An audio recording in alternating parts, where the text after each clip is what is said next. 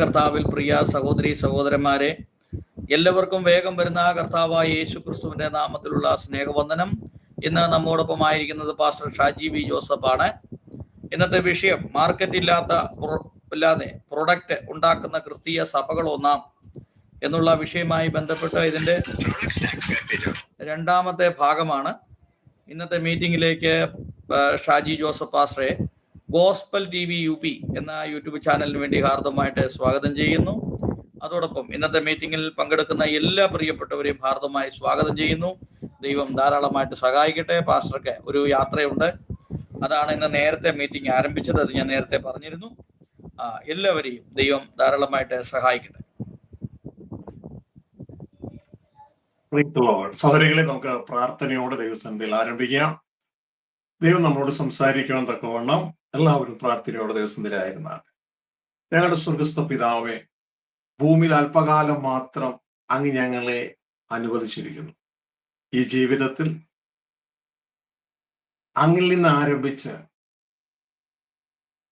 അങ്ങേക്ക് വേണ്ടി ജീവിച്ച് അങ്ങിലേക്ക് മടങ്ങുവാൻ അങ്ങ് ഞങ്ങളെക്കുറിച്ച് ആഗ്രഹിക്കുമ്പോൾ യേശുക്രിസ്തു ഞങ്ങൾക്ക് കാണിച്ചു തന്ന അതേ മാതൃക അങ്ങിൽ നിന്ന് വന്ന് അങ്ങേക്ക് വേണ്ടി ജീവിച്ച് അങ്ങിലേക്ക് മടങ്ങിയ പുത്രനെ പോലെ ഞങ്ങളും ജീവിപ്പാൻ ഞങ്ങളെ അങ്ങ് സഹായിക്കണമേ.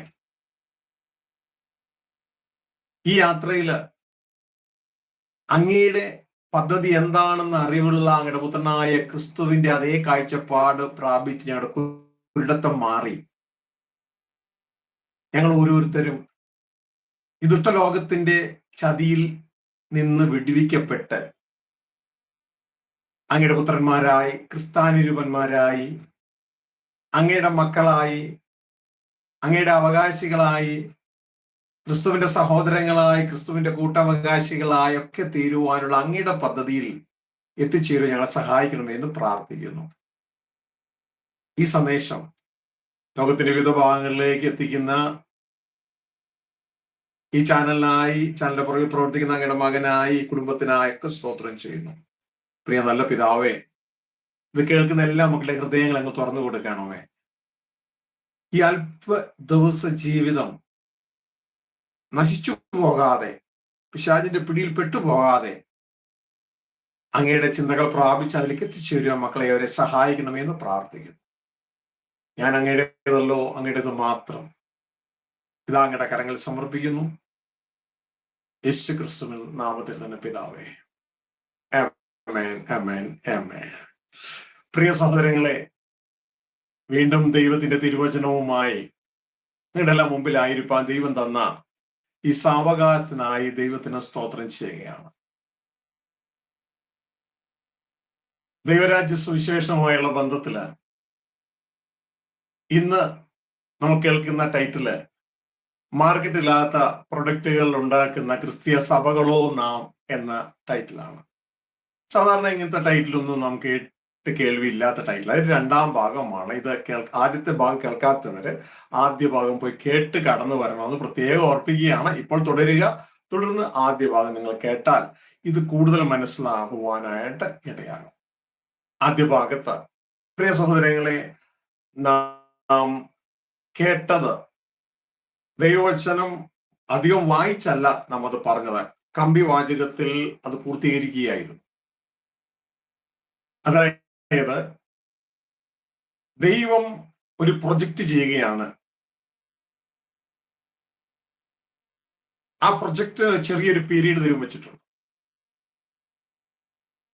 ആ പീരീഡിൽ ഈ പ്രൊജക്റ്റ് തീരും. അതുകൊണ്ടാണ് ദൈവത്തിന്റെ വചനം പറയുന്നത്, രാജ്യത്വത്തിന്റെ ഈ സുവിശേഷം സകല രാഷ്ട്രങ്ങൾക്ക് സാക്ഷ്യമായി പ്രഖ്യാപിക്കപ്പെടും. അതോടെ അവസാനം തീരുകയാണ്. അതോടെ അതിന്റെ കൺക്ലൂഷനിലേക്ക് കയറുകയാണ്. അപ്പൊ ഈ പ്രൊജക്റ്റ് എന്താണെന്ന് തിരിച്ചറിയില്ലാത്തവനെയാണ് കുരുടൻ എന്ന് ബൈബിൾ വിളിക്കുന്നത്. ഈ ദൈവം എന്താണ് ചെയ്യുന്നത്, ദൈവിഷ്ടം എന്താണ് എന്ന് അറിയാൻ പാടില്ലാത്ത, അതായത് ക്രിസ്തുവിന്റെ മനസ്സില്ലാത്തവരെയാണ് കുരുടന്മാരെന്ന് വിളിക്കുന്നത്. അപ്പോ കർത്താവ് വ്യക്തതയോടെ പറഞ്ഞു, കുരുടനെ വഴി നടത്തിയാൽ ഇരുവരും കുഴിയിൽ വീഴും. പക്ഷെ ഇതൊന്നും യഥാർത്ഥത്തിൽ ആരും ശ്രദ്ധിക്കുന്നില്ല എന്നുള്ളതാണ് സാരം. ആക്ച്വലി ലോകത്തിന്റെ പ്രകാശമായി തീരേണ്ടതാണ് ദൈവമക്കൾ, ശരിക്കും പറഞ്ഞാൽ ക്രിസ്ത്യാനികൾ. പക്ഷേ അവര് തന്നെ കുരുടന്മാരായാൽ പിന്നെ ഈ ലോകത്തിന്റെ കാര്യം പറയണ്ടല്ലോ. ലോകം ഇരുട്ടിലാണ്. ഈ ലോകത്തിന്റെ പ്രകാശമായി തീരേണ്ടത്, അതായത് ദൈവം എന്താണ് നമ്മളിൽ ചെയ്യേണ്ടതെന്ന് ഇവർക്ക് പറഞ്ഞു കൊടുക്കേണ്ടത് ക്രിസ്തുവും ക്രിസ്തുവിലുള്ള നമ്മളുമാണ്.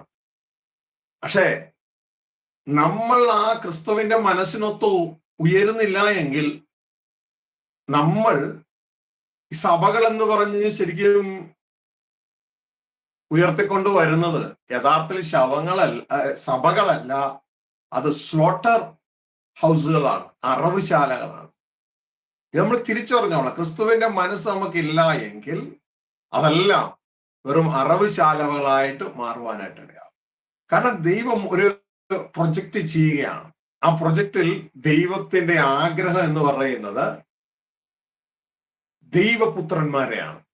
ഇതാണ് വിശുദ്ധ ബൈബിൾ വെളിപ്പാട് 21:7 ഇങ്ങനെയാണ് അവസാനിക്കുന്നത്: ജയിക്കുന്നവന് ഇത് അവകാശമായി കിട്ടും, ഞാൻ അവന് ദൈവവും അവൻ എനിക്ക് മകനുമായിരിക്കും. അപ്പൊ ദൈവം അന്വേഷിക്കുന്നത് തനിക്ക് ക്രിസ്തുവെ പോലെയുള്ള മക്കളെയാണ്. അതുകൊണ്ടാണ് തന്റെ ഏകജാതനായ ഒരേ ഒരു മകനെയുള്ള ആ പുത്രനെ നമുക്ക് വേണ്ടി യാഗമാക്കി കാൽവരി ക്രൂശിൽ തകർത്ത് ആ പുത്രനെ പോലെയുള്ള അനേകം മക്കളെ തനിക്ക് വേണം. അങ്ങനെ ഏകജാതനായ ക്രിസ്തു തുടർന്ന് റോമ 8:29 പ്രകാരം ആദ്യജാതനായി തീരുവാൻ ദൈവം മുൻ നിയമിച്ചിരിക്കുകയാണ്. അപ്പൊ ഇതൊക്കെ സ്വർഗത്തിലെ ദൈവം വളരെ വ്യക്തതയോടെ നമുക്ക് പറഞ്ഞിട്ടും നമ്മളുടെ ഒരു സിസ്റ്റം, നമ്മളുടെ അജ്ഞതയാൽ പിശാച് സെറ്റ് ചെയ്ത് എന്ന ഒരു പാരമ്പര്യ സിസ്റ്റത്തിൽ കിടന്നിട്ട് ഈ സന്ദേശം കടന്നു വരുമ്പോൾ ഇതിനോട് എതിർത്തിട്ട് ഒരു കാര്യവുമില്ല. സത്യം ഒരിക്കലും മരിക്കില്ല. നമ്മൾ മരിച്ചു പോകും. കാരണം നമ്മൾ മരിക്കുന്നതിന്റെ കാരണം സത്യം വിട്ടുപോയത് കൊണ്ടാണ് മരിക്കുന്നത്. ആദത്തെ ഔവയും ദൈവം ഉണ്ടാക്കിയപ്പോൾ ദൈവം അവർക്ക് മരണം വെച്ചിരുന്നില്ല. എന്നാൽ ദൈവത്തിന്റെ പദ്ധതിയാണ് നമ്മളെ ആ മരണത്തിൽ തിരിച്ചെടുക്കണമെന്നുള്ളത്. അതിനാണ് നമുക്ക് ക്രിസ്തുവിനെ നൽകിയത്. ഇന്ന് ക്രിസ്തുവിനെ നൽകിയിട്ട് ക്രിസ്തുവിനെ സ്വീകരിച്ച് മരിക്കുകയാണ് ആളുകൾ. ഒരുപക്ഷെ നിങ്ങൾ തെളിവ് ചോദിക്കുകയായിരിക്കും.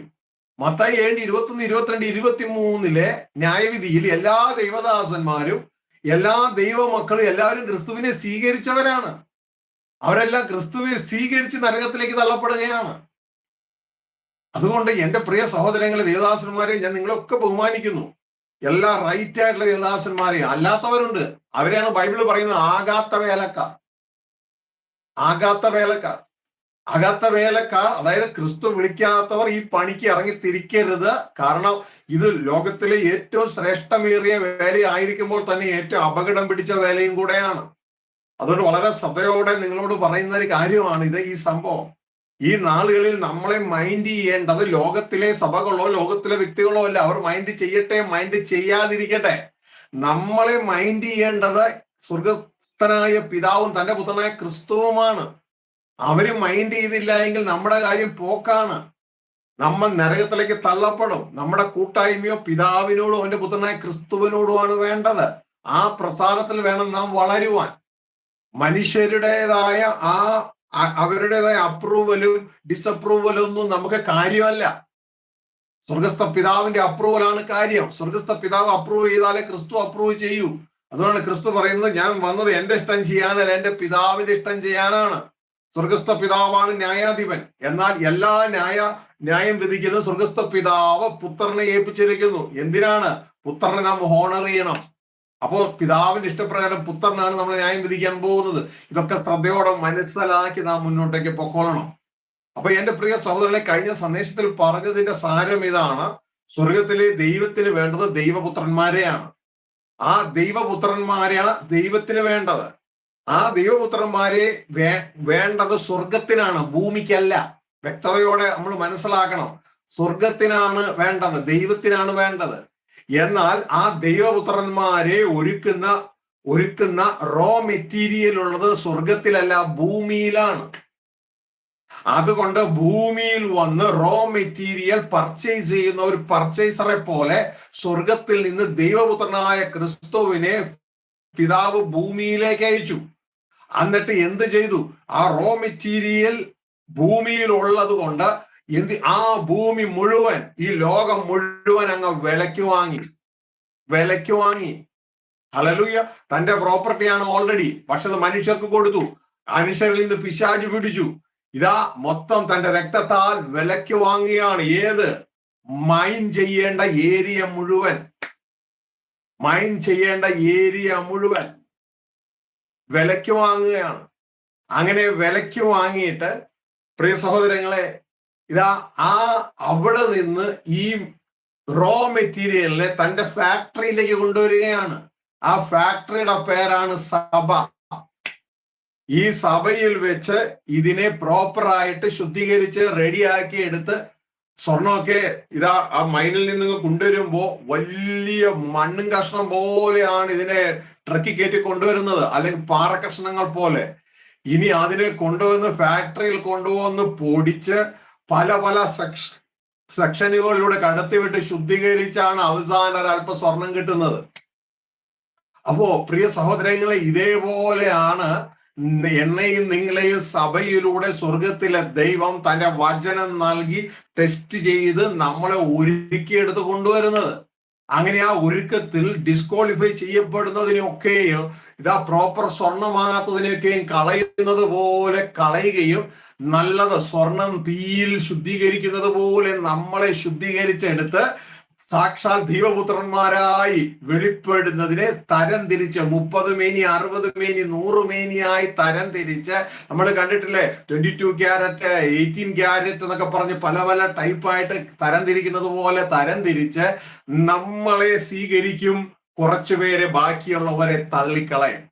അപ്പോ പ്രിയ സഹോദരങ്ങളെ, ഈ സ്വീകരിക്കുന്നത് എങ്ങോട്ടേക്കാണ്? സ്വീകരിക്കുന്നത് ഭൂമിയിലേക്കല്ല. ഈ സ്വർണം, ഇങ്ങനെയുള്ള ദൈവപുത്രന്മാരെ സ്വീകരിക്കുന്നത് സ്വർഗത്തിലേക്കാണ്. അപ്പൊ ഈ സ്വർഗത്തിലേക്ക് സ്വീകരിക്കുന്നില്ല എങ്കിൽ അതിന്റെ അർത്ഥം, അതായത് ദൈവമാണ് സ്വീകരിക്കുന്നത്, ദൈവത്തിന് വേണ്ട പ്രൊഡക്റ്റാണ് ഉണ്ടാക്കിയെടുക്കുന്നത് സഭയിൽ. ദൈവം സ്വീകരിക്കുന്നില്ല എങ്കിൽ നമ്മൾ അധ്വാനിച്ച, ഒരു ദൈവദാസൻ ഓടിയതും അധ്വാനിച്ചതും ഒക്കെ വെറുതെ. ഹല്ലേലൂയ. ഇതുകൊണ്ടാണ് പൗലോസ് പറയുന്നത്, വക്രതയും കോട്ടവും ഉള്ള തലമുറയുടെ നടുവിൽ നിങ്ങൾ ദൈവത്തിന്റെ വചനം പ്രമാണിച്ച് ജ്യോതിസുകളെ പോലെ പ്രകാശിക്കണം, അല്ലെങ്കിൽ ഞങ്ങൾ ഓടിയതും അധ്വാനിച്ചതും ഒക്കെ വെറുതെ ആയി തീരും. അതുകൊണ്ട് എന്റെ പ്രിയ സഹോദരങ്ങളെ, ഇതുകൊണ്ടാണ് വിശുദ്ധ പൗലോസിനെ കുറിച്ച് പറയുന്നത്, ദൈവത്തിന്റെ എരിവോടെ പൗലോസ് തന്നെ ഏൽപ്പിച്ച വിശ്വാസികൾക്ക് വേണ്ടി എരിഞ്ഞു. ഇങ്ങനെയുള്ള ദൈവദാസന്മാർ ഇന്നും ഉണ്ടാകട്ടെ എന്ന് പ്രാർത്ഥിക്കുകയാണ്.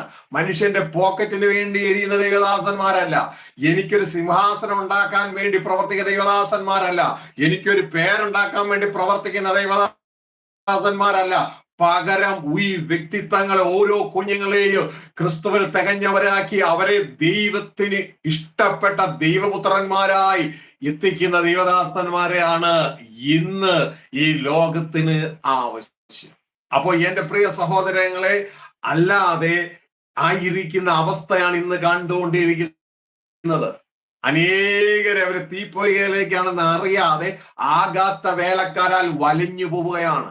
ഇതിൻ്റെ ഇടയിൽ ക്രിസ്തുവിനാൽ നിയമിക്കപ്പെട്ട വളരെ ചുരുക്കം നല്ല ദൈവദാസന്മാരുണ്ട്. അതിൽ തന്നെ പലരും ഇതാ ഒഴുകിപ്പോകുന്നതുമായി കാണുന്നു. അപ്പൊ നമ്മൾ എപ്പോഴും ശ്രദ്ധിച്ചോളണം. ഇതാ കഴിഞ്ഞ തൃശ്ശൂർ മീറ്റിങ്ങിന് പോകുമ്പോൾ ഞാൻ കാണുന്ന ഒരു കാഴ്ചയുണ്ട്. പലയിടത്ത് ഈ കൂടാരം പോലെ കെട്ടിയിട്ടിരിക്കുക. എന്താന്ന് പറയാം, ഫാസ്റ്റ് ടാഗ് സ്പോട്ട് ആക്ടിവേഷൻ എന്നും പറഞ്ഞുകൊണ്ട് എല്ലാ അപ്പുറം ഇപ്പുറം റോഡിന്റെ സൈഡിലൊക്കെ ഉണ്ട്. ഇതേപോലെ എവിടെ നോക്കിയാലും സഭകൾ. എന്റെ പ്രിയ സഹോദരങ്ങളെ, സഭകൾ നല്ലതാ, പക്ഷെ ആകാത്ത വേലക്കാരിലൂടെയുള്ള സഭകൾ ജനത്തെ അവര് പോലും അറിയാതെ ചതിക്കുന്നതാണ്, നരകത്തിലേക്ക് നയിക്കുന്നതാണ്, നടത്തുന്നതാണ്. നമുക്ക് ഒരായുസ്യ ദൈവം നൽകിയിട്ടുള്ളൂ. ഇങ്ങനെയുള്ള കുഴികളിൽ പോയി വീഴാതിരുപ്പാൻ സൂക്ഷിച്ചുകൊള്ളാണ്. ദൈവത്തിന്റെ വചനം പറയുന്നു, അവർ ലജ്ജയായതിൽ മാനം കൊള്ളുന്നു. അവരുടെ ദൈവം വയറ്, ലജ്ജയായതിലാണ് അവർക്ക് മാനം, അവരുടെ അവസാനം നാശം. എന്റെ പ്രിയ സഹോദരനെ, വളരെ ശ്രദ്ധിക്കുക. ഞാൻ സഭകൾക്കോ ദൈവദാസന്മാർക്കോ ഒന്നും എതിരല്ല, ഞാൻ സപ്പോർട്ടാണ് അവർക്ക്. എന്നാൽ ആകാത്തത് നമ്മളെ നശിപ്പിച്ച് കളയുവാനായിട്ട് ഇടയാകും. വളരെ ശ്രദ്ധയോടെ മനസ്സിലാക്കുക. ആകാത്തത്, അതായത് ഒരു മനുഷ്യനെ ക്രിസ്തുവിൽ തികഞ്ഞവനാക്കുവാനല്ല ശ്രമിക്കുന്നതെങ്കിൽ അത് അപകടമാണ്. ഹല്ലേലൂയ. ക്രിസ്തുവിൽ തികഞ്ഞവനാക്കുന്നത് ശുദ്ധീകരണത്തിലൂടെയാണ്. നമ്മുടെ പാട്ടിലൂടെയും പ്രാർത്ഥനയിലൂടെയും ന്യായപ്രമാണ അനുസരണത്തിലൂടെയൊന്നും ഒരുവൻ ശുദ്ധീകരിക്കപ്പെടുന്നില്ല എന്നുള്ള കാര്യം മനസ്സിലാക്കുക. ഇന്നത്തെ മേജർ സഭകളിൽ ഞാൻ കണ്ടിട്ടുള്ള കാര്യം, എല്ലാത്തിലും അല്ല, മേജർ സഭകളിലും ഇതാ അത് പലതും ഫണ്ടിന് വേണ്ടി ഉണ്ടാക്കുന്നതാണ്, തന്റെ സംഘടനയ്ക്ക് വേണ്ടി ഉണ്ടാക്കുന്നതാണ്. ഇങ്ങനെയുള്ളതല്ല അപകടമാണ്. അവിടെ എല്ലാം ചെയ്താൽ കാണുന്നത് വേറെ ഒന്നുമല്ല, മനുഷ്യനെ ശുദ്ധീകരിക്കുന്നതോ ക്രിസ്തുവാനെ തലയോളം വളർത്തുന്നത് അല്ല. പകരം 3 പാട്ട്, ആണുങ്ങളുടെ ഭാഗത്ത് ഒരാൾ പ്രാർത്ഥിക്കുക, പെണ്ണുങ്ങളുടെ ഭാഗത്ത് ഒരാൾ പ്രാർത്ഥിക്കുക, സങ്കീർത്തനം, കമ്മിറ്റി മീറ്റിംഗ് കഴിഞ്ഞ് വീട്ടിൽ പോവുക. എന്റെ മക്കൾ, ഇതൊന്നും തെറ്റായിട്ടുള്ള കാര്യമല്ല. പക്ഷെ ഇത് ഇവര് കണ്ട് പഠിച്ചു വന്നതാ.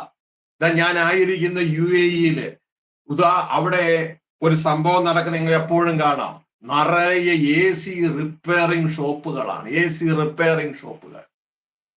റിപ്പയറിംഗ് ഷോപ്പുകൾ നമ്മൾ നോക്കുമ്പോൾ അവിടെ കാണുന്നതെല്ലാം കണ്ട് എഞ്ചിനീയേഴ്സ് ആണ്. വളരെ ചുരുക്കമേ ഉള്ളൂ പഠിച്ചവരായിട്ടുള്ളത് കണ്ട് എഞ്ചിനീയേഴ്സ്. എന്താ ഈ കണ്ട് എഞ്ചിനീയർ എന്ന് പറഞ്ഞാൽ? അവിടെ ജുമാൽ മസ്ജിദോ അൽഫുത്തൈമിലോ ഒക്കെ ക്വാളിഫൈഡ് ആയിട്ടുള്ള എഞ്ചിനീയേഴ്സ് ഉണ്ടാകും. അവിടെയെല്ലാം ഒരു അല്പ ദിവസങ്ങൾ നോക്കി ഹെൽപ്പറായിട്ടോ എന്തെങ്കിലും ആയിട്ട് ജോലി ചെയ്ത് ഉടനെ ഇവർ അവിടെ നിന്ന് വിസ ക്യാൻസൽ ചെയ്ത് പുതിയത് ഒരു ലൈസൻസ് എടുത്ത് ഇതാ ഒരു സെക്കൻഡ് ഹാൻഡ് പിക്കപ്പും എടുത്ത് ഒരു AC റിപ്പയറിംഗ് ഷോപ്പ് തുടങ്ങി. ഈ വ്യക്തി അത് തുടങ്ങുമ്പോൾ തന്നെ ഈ വ്യക്തിയുടെ കൂടെ നിൽക്കുന്ന ഹെൽപ്പർ ഇത് കണ്ടിട്ട് ഈ പുള്ളിക്കാരനും ഇതാ 1 വർഷം 2 വർഷത്തിനുള്ളിൽ അടുത്ത AC റിപ്പയറിംഗ് ഷോപ്പ് തുടങ്ങും. ഇങ്ങനെ കണ്ട് എഞ്ചിനീയേഴ്സ് അവിടെ കാണുന്ന പാകിസ്ഥാനികളും അപ്പോൾ തന്നെ ശ്രീലങ്കൻസും മലയാളികളും എല്ലാ നേഷൻസും ഇങ്ങനെ ധാരാളം, അതായത് നല്ല ചൂടുള്ള ദേശമാണ്. അവിടെ ഇതിന് നല്ല ബിസിനസ് ആയിട്ട് മൂവ് ചെയ്യുകയും ചെയ്യും. ഇങ്ങനെ കണ്ട് എഞ്ചിനീയേഴ്സ് ധാരാളമായി ഇപ്പൊ വിളിച്ചു കഴിയുമ്പോൾ ഇവർക്ക് അകപ്പാട് അറിയാവുന്നത് ഇവർ കണ്ടിട്ടുള്ള കംപ്ലൈന്റ് മാത്രമല്ല. എന്തെങ്കിലും പുതിയ കംപ്ലൈന്റ് വന്നാൽ അത് ആലോചിച്ച് ചെയ്യാനുള്ള യാതൊരു തിയറിറ്റിക്കൽ നോളജ് നിങ്ങളുടെ ഉള്ളിലില്ല. ഒരിക്കല് എൻ്റെ ഒരു സ്ഥാപനത്തിൽ ഒരു ഇതുപോലെ ഒരാളെ ഞങ്ങൾ എടുത്തായിരുന്നു. അപ്പൊ ഒരു തൃശ്ശൂർക്കാരന് ഒരാൾ വന്നു കുവൈറ്റിൽ നിന്ന്. അദ്ദേഹം ഡ്രൈവിംഗ് പരിപാടിയാണ്. അപ്പോ ഈ ഡ്രൈവ് ചെയ്ത് കൊണ്ടുപോയി AC റിപ്പയർ ചെയ്യാൻ ചെന്നപ്പോ ഒരു സ്ഥലത്ത് ചെന്നപ്പോ ഈ വ്യക്തി കൂടെ ഉണ്ടായിരുന്ന വ്യക്തി ചാടി കയറി പെട്ടെന്ന് ഒരു കപ്പാസിറ്റർ മാറി. സംഭവം ഇതുവരെ തണുപ്പില്ലാതെ പെട്ടെന്ന് തണുപ്പായി. ഇദ്ദേഹം എന്നോട് പറഞ്ഞു, ഇവൻ ഭയങ്കരനാണല്ലോ, ഇവൻ കൊള്ളാല്ല, ആള് കൊള്ളാല്ല എന്ന് പറഞ്ഞ ഈ വ്യക്തിയെ ചില ദിവസങ്ങൾ കഴിഞ്ഞപ്പോൾ തന്നെ ഈ തൃശ്ശൂർക്കാരനായ വ്യക്തി എന്നോട് മാറ്റി പറയാനിടയായി, അവനൊരു കുന്ത്രാണ്ടോ അറിയത്തില്ല. എന്താണ്? ഏത് AC-യുടെ അടുത്ത് ചെന്നാലേ ഇവന്റെ എന്താ കപ്പാസിറ്റർ മാറുക എന്നുള്ളതാണ്. കപ്പാസിറ്റർ മാറുക, ക്ലീൻ ചെയ്യുക. പക്ഷേ ഇവൻ ഇതിനു മുമ്പ് കണ്ടുപിടിച്ച സംഭവം. എന്നാൽ ഇതിൽ നിന്ന് വ്യത്യസ്തമായ ഒരു സർക്യൂട്ടിലോ PCBയിലോ അതോ വേറെ സംഭവം ഒരു കംപ്ലൈന്റ് വന്നാൽ പിന്നെ അറിയില്ല. ശ്രദ്ധിച്ചേ, നമ്മൾ യഥാർത്ഥത്തിൽ ദൈവത്തിന്റെ വചനം പറയുന്നു ദൈവവേല നല്ലതാ. പക്ഷെ ആദ്യം നമ്മൾ ഇത് ആരോട് പഠിക്കണം? ക്രിസ്തുവോട് പഠിക്കണം. ക്രിസ്തു തന്റെ ശിഷ്യന്മാരെ തെരഞ്ഞെടുക്കുമ്പോൾ ആദ്യം അവരെ തന്റെ കൂടെ നിർത്തി തന്നോട് പഠിപ്പിച്ചിട്ടാണ് ഇവരെ അയക്കുന്നത്. അപ്പൊ എന്റെ പ്രിയ സഹോദരങ്ങളെ, ദൈവവേല നല്ലതാ. പക്ഷെ ക്രിസ്തുവോട് പഠിക്കാതെ നാം കണ്ടവരോടൊക്കെ പഠിച്ച് ചെയ്താലുണ്ടല്ലോ, അത് അപകടമാണ്. വളരെ ശ്രദ്ധിക്കുക. മാർക്കോസ് സുവിശേഷം 3-ാം അധ്യായത്തിൽ ഒരു വചനം നമ്മൾ വായിക്കുമ്പോൾ എന്റെ പ്രിയ സഹോദരങ്ങളെ, ഒരു പക്ഷേ നിങ്ങൾക്ക് അത് കൂടുതൽ ഉറപ്പാകും. 3:14 ദേവദാസൻ എന്ന് വായിച്ച് ഒരു ദൈവദാസന്റെ കർത്താവ് ഒരുക്കുമ്പോൾ ആദ്യത്തെ പരിപാടി എന്നാണെന്നറിയാമോ? ക്രിസ്തുവോട് ചേർന്നിരുന്ന് പഠിക്കുക എന്നുള്ളത്. Lord, I love you. Father, we thank you. 3:14 എന്ന് വായിച്ച്. മാർക്കോസ് 3:14. അവർ അവന്റെ അരികെ വന്നു. അവർ തന്നോടുകൂടെ ഇരിക്കുവാനും പ്രസംഗിക്കേണ്ടതിനെ അയക്കുവാനും ഭൂതങ്ങളെ പുറത്താക്കേണ്ടതിന് അധികാരമുണ്ടാകുവാനും 12 നിയമിച്ചു. പ്രിയ സഹോദരങ്ങളെ, ഇവിടെ ദൈവത്തിന്റെ വചനം പറയുന്നു, ഫസ്റ്റ് സ്റ്റെപ്പ് ഒരു ദൈവദാസന് വേണ്ടത് ക്രിസ്തുവോട് കൂടെ ഇരിപ്പാനാണ്. അയാൾ പോയി പ്രസംഗിക്കാനൊന്നുമല്ല. അവരെ ഇവരെയും കണ്ട് പഠിച്ചത് കൊണ്ട് കാര്യമില്ല. ക്രിസ്തുവോട് പഠിക്കണം. ഇവിടെ എഴുതിയിരിക്കുന്നു, തന്നോട് കൂടെ ഇരിപ്പാൻ, ക്രിസ്തുവോട് കൂടെ ഇരിപ്പാൻ. ഇതാ ആദ്യത്തെ സ്റ്റെപ്പ്. കാരണം നമ്മൾ ക്രിസ്തുവിന്റെ ദാസന്മാരാണ്, ദൈവത്തിന്റെ മക്കളാണ്. തന്നോട് കൂടെ ഇരിക്കണം. അല്ലാതെ അവരെ കണ്ടുപഠിച്ചു, ഇയാളെ കണ്ടുപഠിച്ചു, അവരങ്ങനെ ചെയ്തപ്പോ ഇതുപോലെ ഞാനും ചെയ്യാം, നല്ല വരായികയാണല്ലോ, അല്ലെങ്കിൽ എനിക്കും പേരെടുക്കാം. നോ നോ നോ, ഇതൊക്കെ തെറ്റാകാത്ത വേലക്കാരായി തീരും നമ്മൾ. ഇവിടെ എഴുതിയിരിക്കുന്നു, ക്രിസ്തുവോട് കൂടിയിരിപ്പാനും പ്രസംഗിക്കേണ്ടത് അയപ്പാനും ഭൂതങ്ങളെ പുറത്താക്കാനും. പ്രസംഗിക്കേണ്ടതും ഭൂതങ്ങളെ പുറത്താക്കുന്നതൊക്കെ അത് കഴിഞ്ഞിട്ട് മതി. ക്രിസ്തുവോട് കൂടെ ഇരിക്കുക ആദ്യം, ക്രിസ്തുവോട് പഠിക്കുക, ക്രിസ്തുവിന്റെ മനസ്സെന്താണെന്ന് മനസ്സിലാക്കുക. ഹല്ലേലൂയ. ക്രിസ്തുവിന്റെ മനസ്സെന്താണെന്ന് മനസ്സിലാക്കുക, എന്നിട്ട് മതി ബാക്കിയുള്ള കാര്യങ്ങൾ. അല്ലെങ്കിൽ നാം ചെയ്യുന്നതൊക്കെ വെറുതെയാണ്, വ്യർത്ഥമാണ്. ഇതൊക്കെ മോഷ്ടിക്കപ്പെടും, ഒക്കെ നമുക്ക് മോഷ്ടിക്കപ്പെടും. അതുകൊണ്ട് എല്ലാ ദൈവദാസന്മാരോട് റെസ്പെക്റ്റോടുകൂടി സ്നേഹത്തോടുകൂടി പറയുകയാണ്, ഹല്ലേലൂയ, ഇന്ന് ദൈവം നിങ്ങളെ അതിന് വിളിച്ചിട്ടില്ലെങ്കിൽ ആ സ്ഥാനത്ത് നിന്ന് ഇറങ്ങിക്കൊടുക്ക. സത്യസന്ധമായ സന്ദേശം വരുമ്പോൾ അതെല്ലാം ദുരുപദേശമാണെന്ന് പ്രഖ്യാപിച്ചുകൊണ്ട് തന്റെ 3 പാട്ട് ഒരു സങ്കീർത്തന വായനയാണ് ശരിയെന്ന് പ്രഖ്യാപിച്ച് നടക്കുന്നതൊക്കെ നമ്മൾ വലിയ ന്യായവിധിയിൽ വീഴുവാനായിട്ട് ഇടയാകും. ഇതിപ്പൊ സപ്പോർട്ട് ചെയ്യുന്ന പാസ്റ്റർ തൊമ്മനും പാസ്റ്റർ ജോണും പാസ്റ്റർ ഇന്നാളും ഇന്ന സഭയും ഒക്കെ ഇപ്പൊ പോകും, എല്ലാം മരണത്തിന് കീഴിൽ പോകും.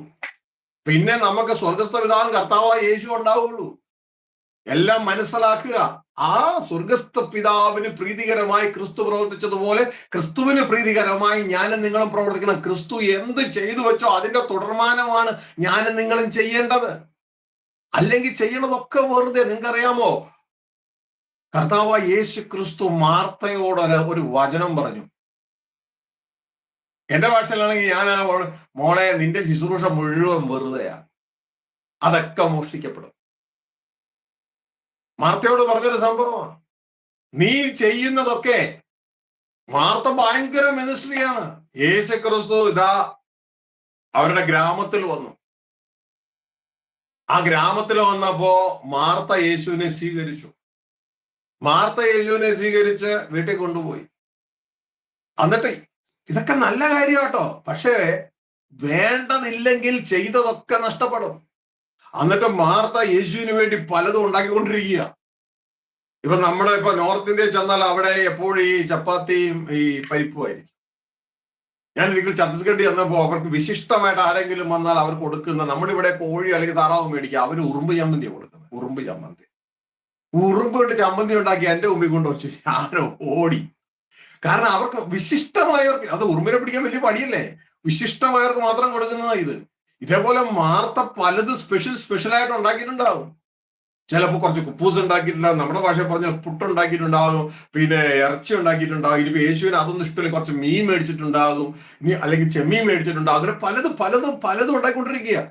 അതിൻ്റെ ഇടയിൽ ഇവള് ക്ഷീണിച്ച അവസാനം മറിയോട് എന്ന് പറഞ്ഞു, മറിയ എന്നെ ഹെൽപ്പ് ചെയ്യാൻ പറഞ്ഞു. മറിയ മൈൻഡ് ചെയ്തില്ല. മറിയ യേശുവിന്റെ പാദപീഠങ്ങളിൽ ഇരുന്ന് യേശുവിന്റെ വചനം കേൾക്കുക എന്ന ബൈബിളിൽ ചോദിച്ചേ. യേശുവിന്റെ അടുക്കൽ കംപ്ലൈന്റും കൊണ്ടുവന്നു, ഞാൻ ഇത്രയും മിനിസ്ട്രി ചെയ്യൂ, ആർക്കാ ഞാൻ ഇതൊക്കെ ചെയ്യണേ? നിനക്ക് വേണ്ടിയല്ലേ ഞാൻ ഇതൊക്കെ ചെയ്യുന്നേ എന്ന് പറഞ്ഞു കഴിഞ്ഞപ്പോ യേശുവിന്റെ ഉത്തരം ശരിക്കും പറഞ്ഞാൽ, യഥാർത്ഥത്തിൽ കർത്താവിന്റെ കൂടെ നിൽക്കുന്ന, കർത്താവിനെ അനുഗമിക്കുന്ന, ശുശ്രൂഷ ചെയ്യുന്ന എല്ലാവരും ഒന്ന് ചിന്തിക്കേണ്ടതാ. യേശു ക്രിസ്തു പറഞ്ഞൊരു കാര്യം, മാർത്തേ നീ പലതിനെ ചൊല്ലിയും വിചാരപ്പെടുന്നു. ആ മിനിസ്ട്രി, ഈ മിനിസ്ട്രി, മറ്റേ മിനിസ്ട്രി, ഇറച്ചി മിനിസ്ട്രി, പുട്ട് മിനിസ്ട്രി, നമ്മുടെ ഞാൻ എന്റെ നാടൻ ഭാഷ പറയാട്ടോ, ചോറ് മിനിസ്ട്രി. കർത്താവ് പറയാ ഇത്രയൊന്നും വേണ്ട. വീണ്ടും കക്ഷി ചെയ്തു, അല്ല വീണ്ടും കക്ഷോട്ട് ചെയ്യുക, അല്ല ഒന്നു മതി, ഇത്രയൊന്നും വേണ്ടെന്ന്, ഒന്നു മതിന്ന്. എന്നിട്ട് പറയാണ്, മറിയം നല്ല അംശം തെരഞ്ഞെടുത്തു. അപ്പൊ ഇത് തെരഞ്ഞെടുക്കേണ്ട കാര്യമാണ് അല്ലെ, തെരഞ്ഞെടുക്കേണ്ട കാര്യം. അപ്പൊ നമ്മള് നല്ല തെരഞ്ഞെടുക്കണം. മറിയം നല്ല അംശം തെരഞ്ഞെടുത്തു. തെരഞ്ഞെടുപ്പുണ്ട്. നമുക്ക് ലോത്തിനെ കുറിച്ച് കേൾക്കുമ്പോ ലോത്ത് അബ്രഹാം ലോത്തിനെ തെരഞ്ഞെടുപ്പ് നടത്തി. പച്ച ഉള്ള സ്ഥലങ്ങൾ, ജോർദാന്റെ സ്ഥലങ്ങളൊക്കെ തെരഞ്ഞെടുപ്പ് എന്ന് പറഞ്ഞതുപോലെ ഇതൊരു തെരഞ്ഞെടുപ്പാ. ജീവനും പറഞ്ഞ നമ്മുടെ മുമ്പിൽ വെച്ചിരിക്കുന്നു. നമുക്ക് ഇഷ്ടമുള്ള തെരഞ്ഞെടുക്കാം. തെരഞ്ഞെടുപ്പാ. മറിയം നല്ല അംശം തെരഞ്ഞെടുത്തു. അത് ആരും അവളിൽ നിന്ന് അപഹരിക്കുകയില്ല. യേശുക്രിസ്തു പറഞ്ഞ ഞാൻ പറഞ്ഞതല്ല. ആരും അവളിൽ നിന്ന് അപഹരിക്കത്തില്ല. അതിന്റെ അർത്ഥം എന്താ? മാർത്തയെ നീ ചെയ്യുന്നത് അപഹരിക്കപ്പെടും. ഈ നല്ല അംശം ഇല്ലാതെ നീ ചെയ്താൽ നീ അപഹരിക്കപ്പെടും. എന്താ പ്രിയ സഹോദരങ്ങൾ ഇത് കാണിക്കുന്നേ? നമ്മൾ ചിന്തിച്ചിട്ടുണ്ടോ? രണ്ടും മിനിസ്ട്രി തന്നെ, രണ്ടു കൂട്ടം മിനിസ്ട്രികളെയാണ് ഇവിടെ കർത്താവ് കാണിച്ചു തരുന്നത്. ഒരു കൂട്ടം മിനിസ്ട്രി ചെയ്യുന്നു, ഒന്നിനും സമയമില്ല, ഓട്ടത്തോടോട്ടം, അത് ചെയ്യുന്നു, ഇത് ചെയ്യുന്നു, എല്ലാം ചെയ്യുന്നു. പക്ഷെ ദൈവത്തിന് വേണ്ടപ്പെട്ട സംഭവം അതിൻ്റെ ഉള്ളിലില്ല. ദൈവത്തിന് വേണ്ടത് ദേവപുത്രന്മാരെ, ദൈവത്തിന്റെ ഇഷ്ടം ദേവപുത്രന്മാരെ പ്രൊഡ്യൂസ് ചെയ്യുന്നത്, ആ സംഭവം അതിൻ്റെ ഉള്ളിലില്ല. ബാക്കി എല്ലാ പരിപാടിയുണ്ട്, എല്ലാ പരിപാടിയും, റിസൾട്ട് മാത്രമില്ല. അതുകൊണ്ട് നീ ചെയ്തതൊക്കെ മോഷ്ടിക്കപ്പെടും. മറിയ എന്താ ചെയ്യുന്നത്?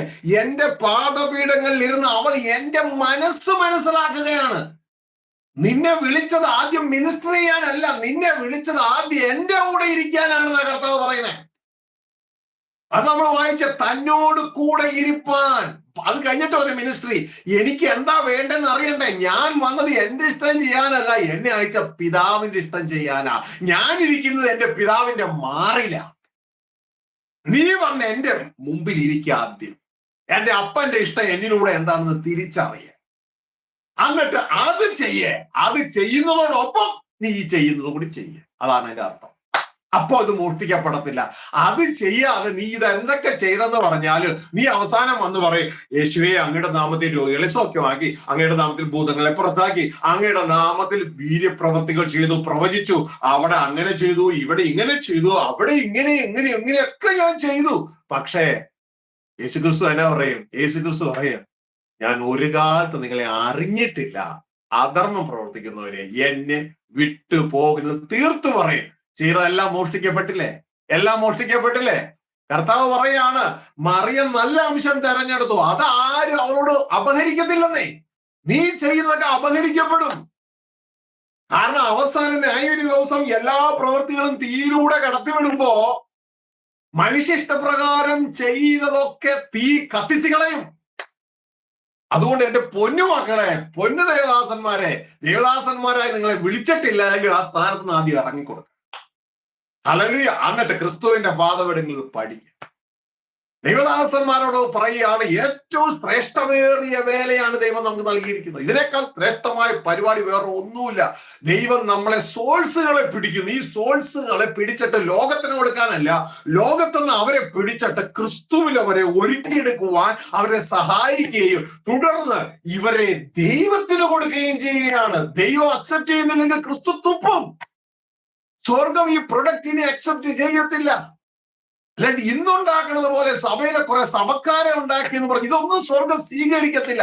സ്വർഗത്തിന് വേണ്ടത്, എന്റെ പൊന്നുമക്കളെ, സ്വർഗത്തിന് വേണ്ടത് യേശു ക്രിസ്തുവെ പോലെയുള്ള ദൈവപുത്രന്മാരെ. അതാ റോമ 8:29 എഴുതി വെച്ചിരിക്കുന്നേ. തന്റെ പുത്രനായ ക്രിസ്തു അനേക സഹോദരന്മാരിൽ ആദ്യ ജാതനാകേണ്ടതിന് അവന്റെ സ്വരൂപത്തോട് അനുരൂപമാകുവാൻ നമ്മളെ മുൻ നിയമിച്ചിരിക്കുന്നു. അങ്ങനെയുള്ളവർക്കാണ് സ്വർഗരാജ്യത്തിൽ പ്രവേശനം. അവരാണ് ദൈവമക്കൾ. ഇത് നമ്മൾ വ്യക്തതയോടെ തിരിച്ചറിയണം, അല്ലെങ്കിൽ നമ്മൾ ഡിസ്ക്വാളിഫൈ ചെയ്യപ്പെടും. അപ്പൊ എന്റെ പ്രിയ സഹോദരങ്ങളെ, ഈ കാര്യങ്ങളെ ഏകദേശം മനസ്സിലായി. സ്വർഗത്തിലെ ദൈവമാണ് ഈ പ്രൊജക്ടിന്റെ പുറകിൽ. അതാണ് ഡയറക്ടർ. ഇതിന്റെ CEO, സെൻട്രൽ എക്സിക്യൂട്ടീവ് ഓഫീസറാണ് തന്റെ പുത്രനായ ക്രിസ്തു. ആ ക്രിസ്തുവിനെയാണ് ഭൂമിയിലേക്ക് അയച്ചത്. അതുകൊണ്ടാണ് തന്റെ 12-ാം വയസ്സിൽ ക്രിസ്തു തന്റെ മാതാപിതാക്കന്മാരുടെ ലൂക്കോസ് 2:49-50 വാക്യങ്ങളിൽ പറയുന്ന ഒരു കാര്യം, ഞാൻ എന്റെ പിതാവിന്റെ ബിസിനസ്സിലായിരിക്കണം എന്നുള്ള കാര്യം നിങ്ങൾക്ക് അറിയത്തില്ലേ? മറിയോട് ജോസഫിനോട് ചോദിക്കുക. ലൂക്കോസ് 2:48-49 ഭാഗങ്ങൾക്കാണ്. കഴിഞ്ഞ പ്രാവശ്യം നമ്മൾ വായിച്ചു ഇതൊക്കെ, അല്ലേ? Is you know that I must be about my father's business? KJV എഴുതിയിരിക്കുന്നതാണ്. മലയാളത്തിൽ വായിച്ചാൽ നമ്മൾ പള്ളി ചെന്നിട്ട് പ്രാർത്ഥിച്ചുകൊണ്ടിരിക്കണം എന്നുള്ള ഫീലിംഗ് നമുക്ക് വരത്തുള്ളൂ. എന്നാൽ 3 ദിവസമായി കാണാതെ പോയ യേശു പൈതലിനെ അന്വേഷിച്ച് ചെല്ലുന്ന പിതാവ് മാതാവ്, ആ മാതാവ്, നീ ഞങ്ങളോട് എന്തുകൊണ്ട് ഇങ്ങനെ ചെയ്തു എന്ന് പറഞ്ഞപ്പോൾ യേശുക്രിസ്തു എന്താ മറുപടി പറഞ്ഞേ? ലൂക്കോസ് 2:48 എടുത്തെങ്കിൽ ഒന്ന് വായിച്ചു ബ്രദറെ. അവനെ കണ്ടിട്ട് അവർ അതിശയിച്ചു. അമ്മ അവനോട്, മകനെ, ഞങ്ങളോട് ഇങ്ങനെ ചെയ്തത് എന്ത്? നിന്റെ അപ്പനും ഞാനും വ്യസനിച്ചുകൊണ്ട് നിന്നെ തിരഞ്ഞു എന്ന് പറഞ്ഞു. അവൻ അവരോട്, എന്നെ തിരയുന്നത് എന്തിന്? എന്റെ പിതാവിനുള്ളതിൽ ഞാൻ ഇരിക്കേണ്ടത് എന്ന് നിങ്ങൾ അറിയുന്നില്ലയോ എന്ന് പറഞ്ഞു. അവൻ തങ്ങളോട് പറഞ്ഞ വാക്ക് അവർ ഗ്രഹിച്ചില്ല. അത് ഇന്നും ഗ്രഹിച്ചിട്ടില്ല. എന്താണ് യേശു പറഞ്ഞതെന്ന് ഇന്നും ഗ്രഹിച്ചിട്ടില്ല സഭ. ശ്രദ്ധിക്കുക. And he said unto them, KJV വായിക്കണേ, KJV, King James Version. And he said unto them, how is it that ye sought me? Wist ye not that I must be about my father's business? എന്റെ പിതാവിന്റെ ബിസിനസ്സിൽ ഞാൻ ആയിരിക്കണം എന്നുള്ള കാര്യം മാതാപിതാക്കന്മാരെ നിങ്ങൾക്ക് അറിഞ്ഞുകൂടെ എന്നാ ചോദിക്കണേ. അവൻ പറഞ്ഞ കാര്യം എന്താണെന്ന് അവർ ഗ്രഹിച്ചിരുന്ന താഴെ ചോദിച്ചാൽ ഇന്നും ഗ്രഹിച്ചിട്ടില്ല. എന്റെ പിതാവിന്റെ ബിസിനസ്, പിതാവിന് ഒരു പ്രോഫിറ്റ് വേണം. ആ പ്രോഫിറ്റ് ആണ് തന്റെ പ്രൊഡക്റ്റ്. ആ പ്രൊഡക്റ്റ് ആണ് ദൈവപുത്രന്മാർ, ക്രിസ്തുവെ പോലുള്ള ദൈവപുത്രന്മാർ. ആ ദൈവപുത്രന്മാരെ ഉള്ള റോ മെറ്റീരിയൽ കിടക്കുന്നത് ലോകത്തിലാണ്. അതുകൊണ്ട് ഒരു നല്ല വ്യാപാരിയെ പോലെ തന്റെ പുത്രനെ ഭൂമിയിലേക്ക് അയക്കുകയാണ്. എന്നിട്ട് പുത്രൻ വന്ന് എന്ത് ചെയ്തു? ആദ്യം തന്നെ ഈ ലോകം ഇങ്ങനെ വിലയ്ക്ക് വാങ്ങി. ലോകമാണ് ആ ഗോൾഡ് മൈൻ, അല്ലെങ്കിൽ ഗോൾഡിന്റെ അയിരുള്ള സ്ഥലം എന്ന് പറയുന്നത് പോലെ ദൈവത്തിന് വേണ്ട ഗോൾഡ് ഞാനും നിങ്ങളുമാണ്. നമ്മളെ നേടുവാൻ തക്കവണ്ണം ദൈവം തന്റെ പുത്രനെ തന്നു, അത്രമാത്രം സ്നേഹിച്ചു. അപ്പൊ നമ്മൾ കിടക്കുന്നത് ഇവിടെ ഈ ലോകത്തിലാണ്. അപ്പൊ ലോകത്തിൽ കിടക്കുമ്പോൾ ഈ CEO എന്ന് വെച്ചാൽ സെൻട്രൽ ഓഫീസറെ ഇങ്ങോട്ട് ഭൂമിയിലേക്ക് വിട്ടിട്ട് ഈ ലോകം മുഴുവൻ വിലയ്ക്ക് വാങ്ങി.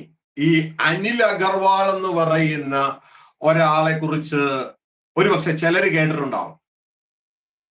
അനിൽ അഗർവാൾ, അദ്ദേഹം വേദാന്ത ലിമിറ്റഡ് എന്ന് പറയുന്ന ഒരു മൈനിങ് കമ്പനിയുടെ ഡയറക്ടറാണ്, മെയിൻ ആളാണ്.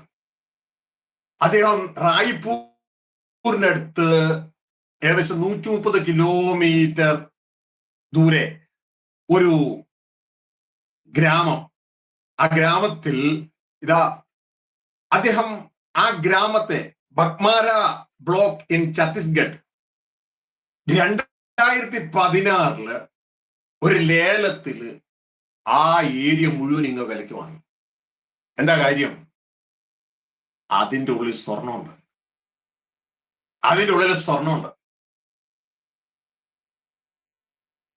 ഇനി അവിടെയുള്ള മൈനിങ് പ്രോഗ്രാമുകളൊക്കെ അവിടെ നടക്കുകയാണ്. ഇങ്ങനെ ചെയ്യേണ്ട കാര്യങ്ങളൊക്കെ അവരെ സെറ്റപ്പ് ചെയ്തുകൊണ്ടിരിക്കുക. അപ്പൊ എന്റെ പ്രിയ സഹോദരങ്ങളെ, ഇതേപോലെ സ്വർഗത്തിൽ ദൈവത്തിന്റെ പുത്രൻ വന്നിട്ട് തന്റെ രക്തം കൊടുത്ത് ലോകത്തെ മുഴുവൻ ഇങ്ങ വിലയ്ക്ക് വാങ്ങി. കാരണം ലോകത്തിന്റെ ഉള്ളിൽ എന്നാ ഉണ്ട്? ലോകത്തിന്റെ ഉള്ളിൽ ദൈവത്തിന് വേണ്ട സംഭവം കിടക്കുന്നുണ്ട്. ദൈവരാജ്യമായി തീരേണ്ട ദൈവ മക്കൾ ഇതിന്റെ ഉള്ളിൽ കിടക്കുന്നുണ്ട്. അതാണ് മത്തായി 13:44 കർത്താവ് പറഞ്ഞേ, സ്വർഗരാജ്യം അത് നിധിക്ക് സദൃശ്യമാണ്. എവിടെ? വയലിൽ ഒളിച്ചു വെച്ച നിധി. ബഗ്മാര എന്ന ഗ്രാമത്തിന്റെ ഉള്ളിൽ സ്വർണം ഇഷ്ടമാതിരമുണ്ട്. അത് മൊത്തം അനിൽ അഗർവാള് ലേലത്തിൽ പിടിച്ചു. എന്നാൽ ഇവിടെ കർത്താവായ യേശു ലോകത്തിൽ ദൈവത്തിന് വേണ്ട ദൈവമക്കൾ കിടക്കുന്നുണ്ട്. ഭാവിയിൽ ദൈവരാജ്യമായി മാറേണ്ടവരെ ഇവരൊക്കെ. ഇതൊക്കെ അതിൻ്റെ ഉള്ളിലുണ്ട്. ഇവരെ നേടാൻ വേണ്ടി കർത്താവ് ചെയ്തത് ആ ബഗ്മാര ആ ഏരിയ മുഴുവൻ അഗർവാള് ലേലത്തിന് പിടിച്ചതുപോലെ സ്വർഗത്തിലെ ദൈവത്തിന്റെ പുത്രൻ തന്റെ രക്തം കൊടുത്ത് ഈ ലോകം മുഴുവൻ ഇങ്ങ് വിലയ്ക്ക് വാങ്ങി. ഇപ്പൊ നമ്മൾ വർക്ക് ചെയ്യണ എവിടെയാ? സ്വർഗത്തിലല്ല, സഭയിലല്ല. ഇപ്പൊ നമ്മൾ കേട്ടോണ്ടിരിക്കുന്നത് എവിടെയാണ്? റോ മെറ്റീരിയൽ അയിര് കിടക്കുന്നത്, അവിടെയാണ് വർക്ക് ചെയ്യണത്. വിലയ്ക്ക് വാങ്ങിയിട്ട് വേണം ഇവരെ സഭയെ കൊണ്ടുപോകാൻ. ഇനി സഭയിൽ നിന്നോ പ്രോപ്പറായിട്ട് ഇതിനെ മൈൻ ചെയ്ത് എടുത്തിട്ട് വേണം അപ്പനുണ്ട കൊടുക്കാൻ. ഇത് വ്യക്തതയോടെ മനസ്സിലാക്കണം. മാർക്കറ്റ് അപ്പം മേടിക്കുന്നില്ലെങ്കിൽ യാതൊരു കാര്യമില്ല. അപ്പം മേടിക്കുന്നില്ലെങ്കിൽ യാതൊരു കാര്യമില്ല. നിങ്ങൾക്കറിയോ, ഈ കുറച്ച് വർഷങ്ങൾക്ക് മുമ്പ് സാംസങ്ങിന്റെ ഒരു ഫോൺ ഇറങ്ങി, നോട്ട് 7 എന്ന് പറഞ്ഞുകൊണ്ട്. സാംസങ് നോട്ട് 7 അത് ഇറങ്ങിയ സമയത്ത് ഞാൻ ഈ ഫ്ലൈറ്റിൽ കയറാൻ നേരത്തെ അവര് ചോദിക്കുക, എന്നോട് ആ എയർപോർട്ടിൽ ചോദിക്കും, സാംസങ്ങിന്റെ നോട്ട് 7 ഉണ്ടോ? ഞാൻ പറഞ്ഞില്ല. അത് കയറ്റാൻ പറ്റത്തില്ല, പൊട്ടിത്തെറിക്കും. ഫ്ലൈറ്റ് കയറ്റൂല അതിനെ.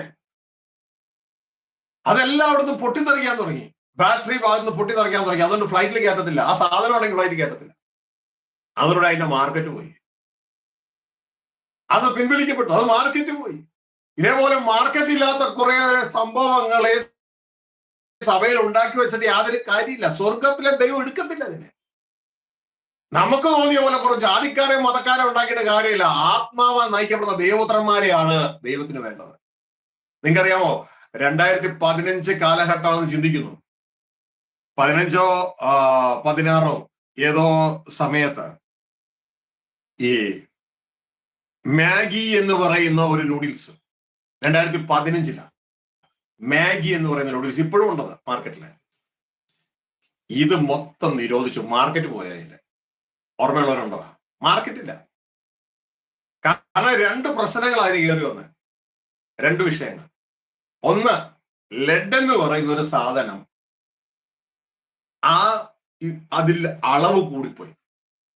അതായത് നമ്മളുടെ ഇവിടെയുള്ള കമ്പനി, അതായത് food safety and standard authority of India FSSAI tested Maggi samples in several states. പലയിടത്തുനിന്ന് സാമ്പിൾ എടുത്തു. ടെസ്റ്റ് ചെയ്തപ്പോ ലെഡിന്റെ അളവ് കൂടുതലാണ്. അത് കുട്ടികൾക്ക് ദോഷകരമായി ബാധിക്കും. അതോടൊപ്പം തന്നെ ഇവര് അതിന്റെ മുകളില് ചില ലേബലിംഗ് ചെയ്തു. ലേബലിംഗ് അതായത് ടേസ്റ്റ് ഉണ്ടാക്കാനായിട്ട് കയറ്റുന്ന ഒരു സാധനമുണ്ട്. ആ സാധനത്തിന്റെ പേരാണ് മോണോസോഡിയം ഗ്ലൂട്ടാമേറ്റ്. അവരതിന്റെ മുകളിൽ എഴുതി വെച്ചു, പാക്കറ്റിന്റെ മുകളില് നോ ആഡഡ് MSG, അതായത് നോ ആഡഡ് മോണോസോഡിയം ഗ്ലൂട്ടാമേറ്റ്. പക്ഷെ ടെസ്റ്റ് ചെയ്തപ്പോ പുറത്ത് എഴുതിയേക്കണത് ഒന്ന്, അകത്ത് ഈ സംഭവം ഉണ്ട്. അപ്പൊ എന്റെ പ്രിയ സഹോദരങ്ങളെ, ഉടനെ തന്നെ ഇതിനെ ഗവൺമെന്റ് ബ്ലോക്ക് ചെയ്യുകയും ചെയ്തു. മാർക്കറ്റ് ഇല്ലാതെയായി സാധനത്തിന്. ടൺ കണക്കിന് സാധനമാണ് നശിപ്പിച്ചു കളഞ്ഞത്. ടൺ കണക്കിന് സാധനം. ഞാനിവിടെ പറഞ്ഞു തന്നത്, ലോകത്തിൽ മനുഷ്യർ അക്സെപ്റ്റ് ചെയ്തില്ല എങ്കിൽ ഒരു സാധനത്തിന് മാർക്കറ്റ് ഇല്ല. എന്നാൽ സഭയിൽ ഉണ്ടാക്കിക്കൊണ്ടു പോകുന്ന സാധനം മനുഷ്യർക്ക് കൊടുക്കാനല്ല ഉണ്ടാക്കണേ. സഭയിൽ ഉണ്ടാക്കുന്ന ദൈവമക്കൾ അവർ സ്വീകരിക്കപ്പെടേണ്ടത് സ്വർഗത്തിലെ ദൈവത്തിനാണ്. ദൈവം പറയണത് വേണ്ട എന്ന് പറഞ്ഞാൽ യേശു ക്രിസ്തു നമ്മളെ തുപ്പും. നീ ശീതവാനുമല്ല ഉഷ്ണവാനുമല്ല, ശീതോഷ്ണവാനാകിയ നിന്നെ എന്റെ വായിൽ തുപ്പിക്കളയും. അതുകൊണ്ട് എന്റെ ദൈവദാസന്മാരെ വെറുതെ ഈ പണി ചെയ്യരുത്. ഈ പണി വെറുതെ ചെയ്താൽ അടിപാർസല. ദൈവത്തിന്റെ വചനം പറയുന്നു, അധിക ശിക്ഷാവിധി വരുമെന്നറിഞ്ഞ് നിങ്ങളിൽ അനേകർ ഉപദേഷ്ടാക്കന്മാർ ആകരുത്. ശ്രദ്ധിക്കുക, ഇത് ഏറ്റവും നല്ല വേലയാ, പക്ഷെ ഏറ്റവും അപകടം പിടിച്ച വേലയോ. അപ്പോ നമ്മൾ ഇത് മനുഷ്യരാണ് സ്വീകരിക്കുന്നത്. ഭൂമിയിൽ ഉണ്ടാക്കുന്നതിന്, ഒരു ഫാക്ടറിയിൽ ഉണ്ടാക്കുന്നതിന് മനുഷ്യ സ്വീകരിച്ചില്ലെങ്കിൽ അതിന് മാർക്കറ്റ് ഇല്ല, അത് പിൻവലിക്കപ്പെടും. മനുഷ്യ സ്വീകരിക്കുന്ന ടൈപ്പ് ഉണ്ടാക്കിക്കൊണ്ട് കൊടുക്കും. ഇത് സഭയിൽ ഈ പരിപാടി ചെയ്യരുതെന്നായി പറയുന്നേ. സഭയിൽ ഉണ്ടാക്കുന്നത് കൊടുക്കുന്നത് മനുഷ്യർക്കല്ല, സഭയിൽ ഉണ്ടാകുന്നത് കൊടുക്കുന്നത് സ്വർഗത്തിലെ ദൈവത്തിനാണ്. യേശുക്രിസ്തു നമ്മളെ വിലയ്ക്ക് വാങ്ങിയത് ആക്ച്വലി തനിക്ക് തന്നെ ആണെങ്കിൽ പോലും ദൈവത്തിന്റെ വചനം പറയുകയാണ്, താൻ നമ്മളെ വിലയ്ക്ക് വാങ്ങിയത് ദൈവത്തിനായി വിലയ്ക്ക് വാങ്ങി. തന്റെ രക്തം കൊടുത്ത് ദൈവത്തിനായി വിലയ്ക്ക് വാങ്ങി. ദൈവം പറയാ, മോനെ എനിക്കിത് വേണ്ടെന്ന് പറഞ്ഞാൽ എന്താ ചെയ്യും? ഇതുകൊണ്ടാണ് കർത്താവ് കറയും ചുളുക്കവുമുള്ള ഈ സഭയെ തന്റെ വചനം കൊടുത്ത്, തന്റെ ആത്മാവിനെ കൊടുത്ത് തനിക്ക് തന്നെ തേജസ്സോടെ മുൻനിർത്തേണ്ടതിന് അപ്പനൂടെ കൊടുക്കണം. അവസാനം അവക്ക് വേണ്ടി സകലത ഏൽപ്പിച്ചു കൊടുക്കുന്നത്. അത് സഭയിൽ നടക്കണം ഈ സംഭവം. അതിന്റെ സഭ നമ്മുടെ കുത്തകയല്ല. സഭ യേശുവിന്റെ ചങ്കിലെ ചോരയാ നേടിയെടുത്തതാ. എന്റെ സഭ, ആ സഭ, ഈ സഭ എന്ന് പറയാൻ നോ. യേശു ക്രിസ്തു തന്റെ ചങ്കിലെ ചോരയാ നേടിയെടുത്തതായിരുന്നു. എന്നിട്ട് സത്യസന്ദേശം വരുമ്പോൾ അതിനെ അങ്ങ് പുറത്താക്കുന്നു. എന്റെ പ്രിയ സഹോദരങ്ങളെ, എത്ര കാലം നടക്കും? എത്ര കാലം മനുഷ്യനെ പ്രസാദിപ്പിച്ച മുന്നോട്ടേക്ക് പോകും? എത്ര നാൾ ആകാത്ത വേലക്കാരുടെ പുറകെ പോകും? നമ്മൾ ഇന്നും ഇന്നലെയും നാളെയും കണ്ട ആ ഒരു ഗ്രൂപ്പുകളല്ല. ഒരു 10 വർഷം മുമ്പ് ഒരു സഭ തുടങ്ങി, അതാണ് ഞങ്ങളുടെ ആശ്രയം. ഒരു 100 വർഷം മുമ്പ് വേറൊരു സഭ തുടങ്ങി, അതാണ് ഞങ്ങളുടെ ആശ്രയം. ഇതൊന്നുമല്ല നമ്മുടെ ആശ്രയം. ഇവരെയൊന്നും ഉപദ്രവിക്കാനും പോകേണ്ടതൊക്കെ അവിടെ നിന്നോട്ടെ. നമ്മുടെ ആശ്രയം ക്രിസ്തുവാണ്. ക്രിസ്തു പറഞ്ഞ വചനത്തിൽ പണിതാൽ നാം നിലനിൽക്കും. ഇത് മനസ്സിലാക്കി പ്രവർത്തിക്കുക. അപ്പൊ എന്റെ പ്രിയ സഹോദരങ്ങളെ, ഈ അനിൽ അഗർവാള് ഇതാ ഭഗവാൻ ആ ഗ്രാമം വിലക്കിങ് വാങ്ങി. ആ സ്വർണഹനി ആ ഏരിയ മൊത്തം ഇങ്ങ് വിലക്ക് വാങ്ങി. സോറി, അദ്ദേഹം ലേലത്തിൽ പിടിച്ചു. യേശു ക്രിസ്തു ലോകം അങ്ങ് വിലക്കെടുത്തു. ലോകമാണ് വയൽ. ഇതാണ് മത്തായി 13 ഈ വ്യാപാരിയെ കുറിച്ച് യേശു പറഞ്ഞില്ലേ, ഞാൻ എന്റെ പിതാവിന്റെ ബിസിനസ് ചെയ്യാനാ വന്നത്. അപ്പൊ ബിസിനസ് ചെയ്യാൻ എന്തെങ്കിലുമൊക്കെ വിലക്ക് വാങ്ങണ്ടേ? അതാണ് മത്തായി 13:44 മനുഷ്യർക്ക് പെട്ടെന്ന് മനസ്സിലാകത്തില്ല എന്താണ് പറയുന്നത്. 13:44 വായിച്ചത് വാസനെ. മത്തായി അല്ലേ? മത്തായി 13.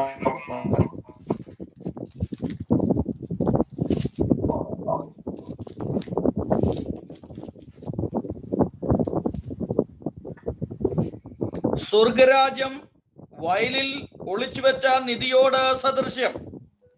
അത് ഒരു മനുഷ്യൻ കണ്ട് മറച്ചിട്ടു. തന്റെ സന്തോഷത്താൽ ചെന്ന് തനിക്കുള്ളതൊക്കെയും വിറ്റ് ആ വയൽ വാങ്ങി. ഉണ്ടോ വ്യാപാരി ചെയ്യുന്ന പരിപാടി? ഉണ്ടോ? സ്വർഗരാജ്യം വയലിൽ ഒളിച്ചു വെച്ച നിധിയോട് സദൃശ്യം. നമ്മളാണ് ഈ സ്വർഗരാജ്യമായി മാറേണ്ടത്. മനസ്സിലായോ? ഓരോ ദൈവപുത്രന്മാരും സ്വർഗരാജ്യമായി തീരും.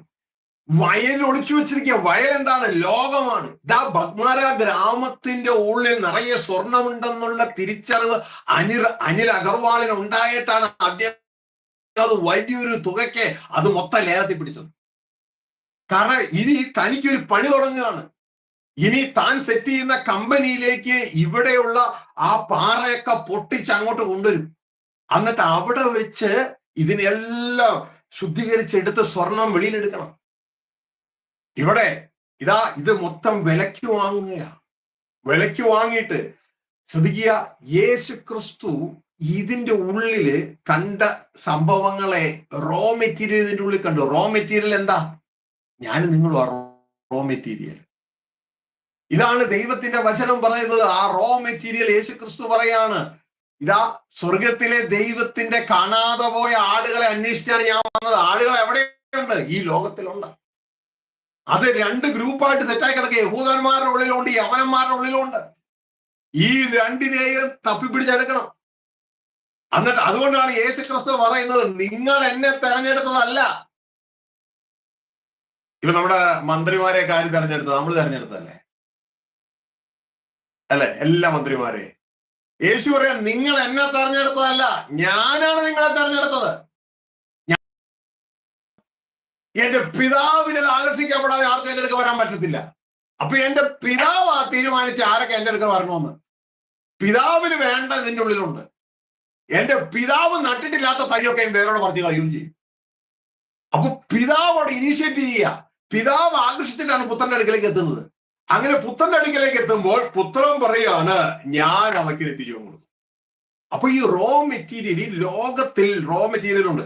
13:44 സ്വർഗരാജ്യം വയലിൽ ഒളിച്ചു വെച്ച നിധി എന്ന് പറയുന്നത്. വയൽ എന്നാണെന്ന് അതിന് 38 അവസാനം കിടക്കുന്നുണ്ട്. വയൽ ലോകം. അപ്പൊ ലോകത്തെ മുഴുവൻ ഇങ്ങ് വിലക്ക് വാങ്ങി. ആ ബഗ്മാര ഗ്രാമത്തെ വിലക്ക് വാങ്ങിയതുപോലെ യേശുക്രിസ്തു ലോകത്തെ ഇങ്ങ് വിലക്ക് വാങ്ങി. ലോകത്തിന്റെ ഉള്ളിൽ ആരുണ്ട്? ലോകം എന്ന ജയിലിന്റെ ഉള്ളിൽ ഞാനും നിങ്ങളും ഉണ്ട്. ദൈവത്തിന് വേണ്ട ഞാനും നിങ്ങളും ഉണ്ട്. അപ്പോ ഇത് തിരിച്ചറിയണം. നമ്മളാണ് ഈ റോ മെറ്റീരിയൽ. നമ്മളെ വേണം റെഡിയാക്കി എടുക്കാനായിട്ട്. അപ്പോ ഈ ഒരു സംഭവം പ്രിയ സഹോദരങ്ങളെ നമ്മൾ വ്യക്തമായി തിരിച്ചറിയണം. നമ്മളെ വേണം റെഡിയാക്കി എടുക്കാൻ.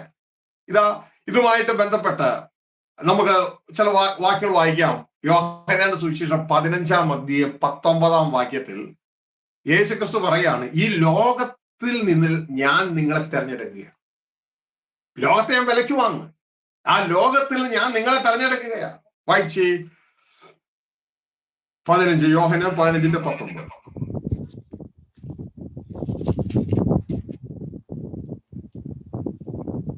നിങ്ങൾ ലോകക്കാർ ആയിരുന്നു എങ്കിൽ ലോകം തനിക്ക് സ്വന്തമായതിനെ സ്നേഹിക്കുമായിരുന്നു.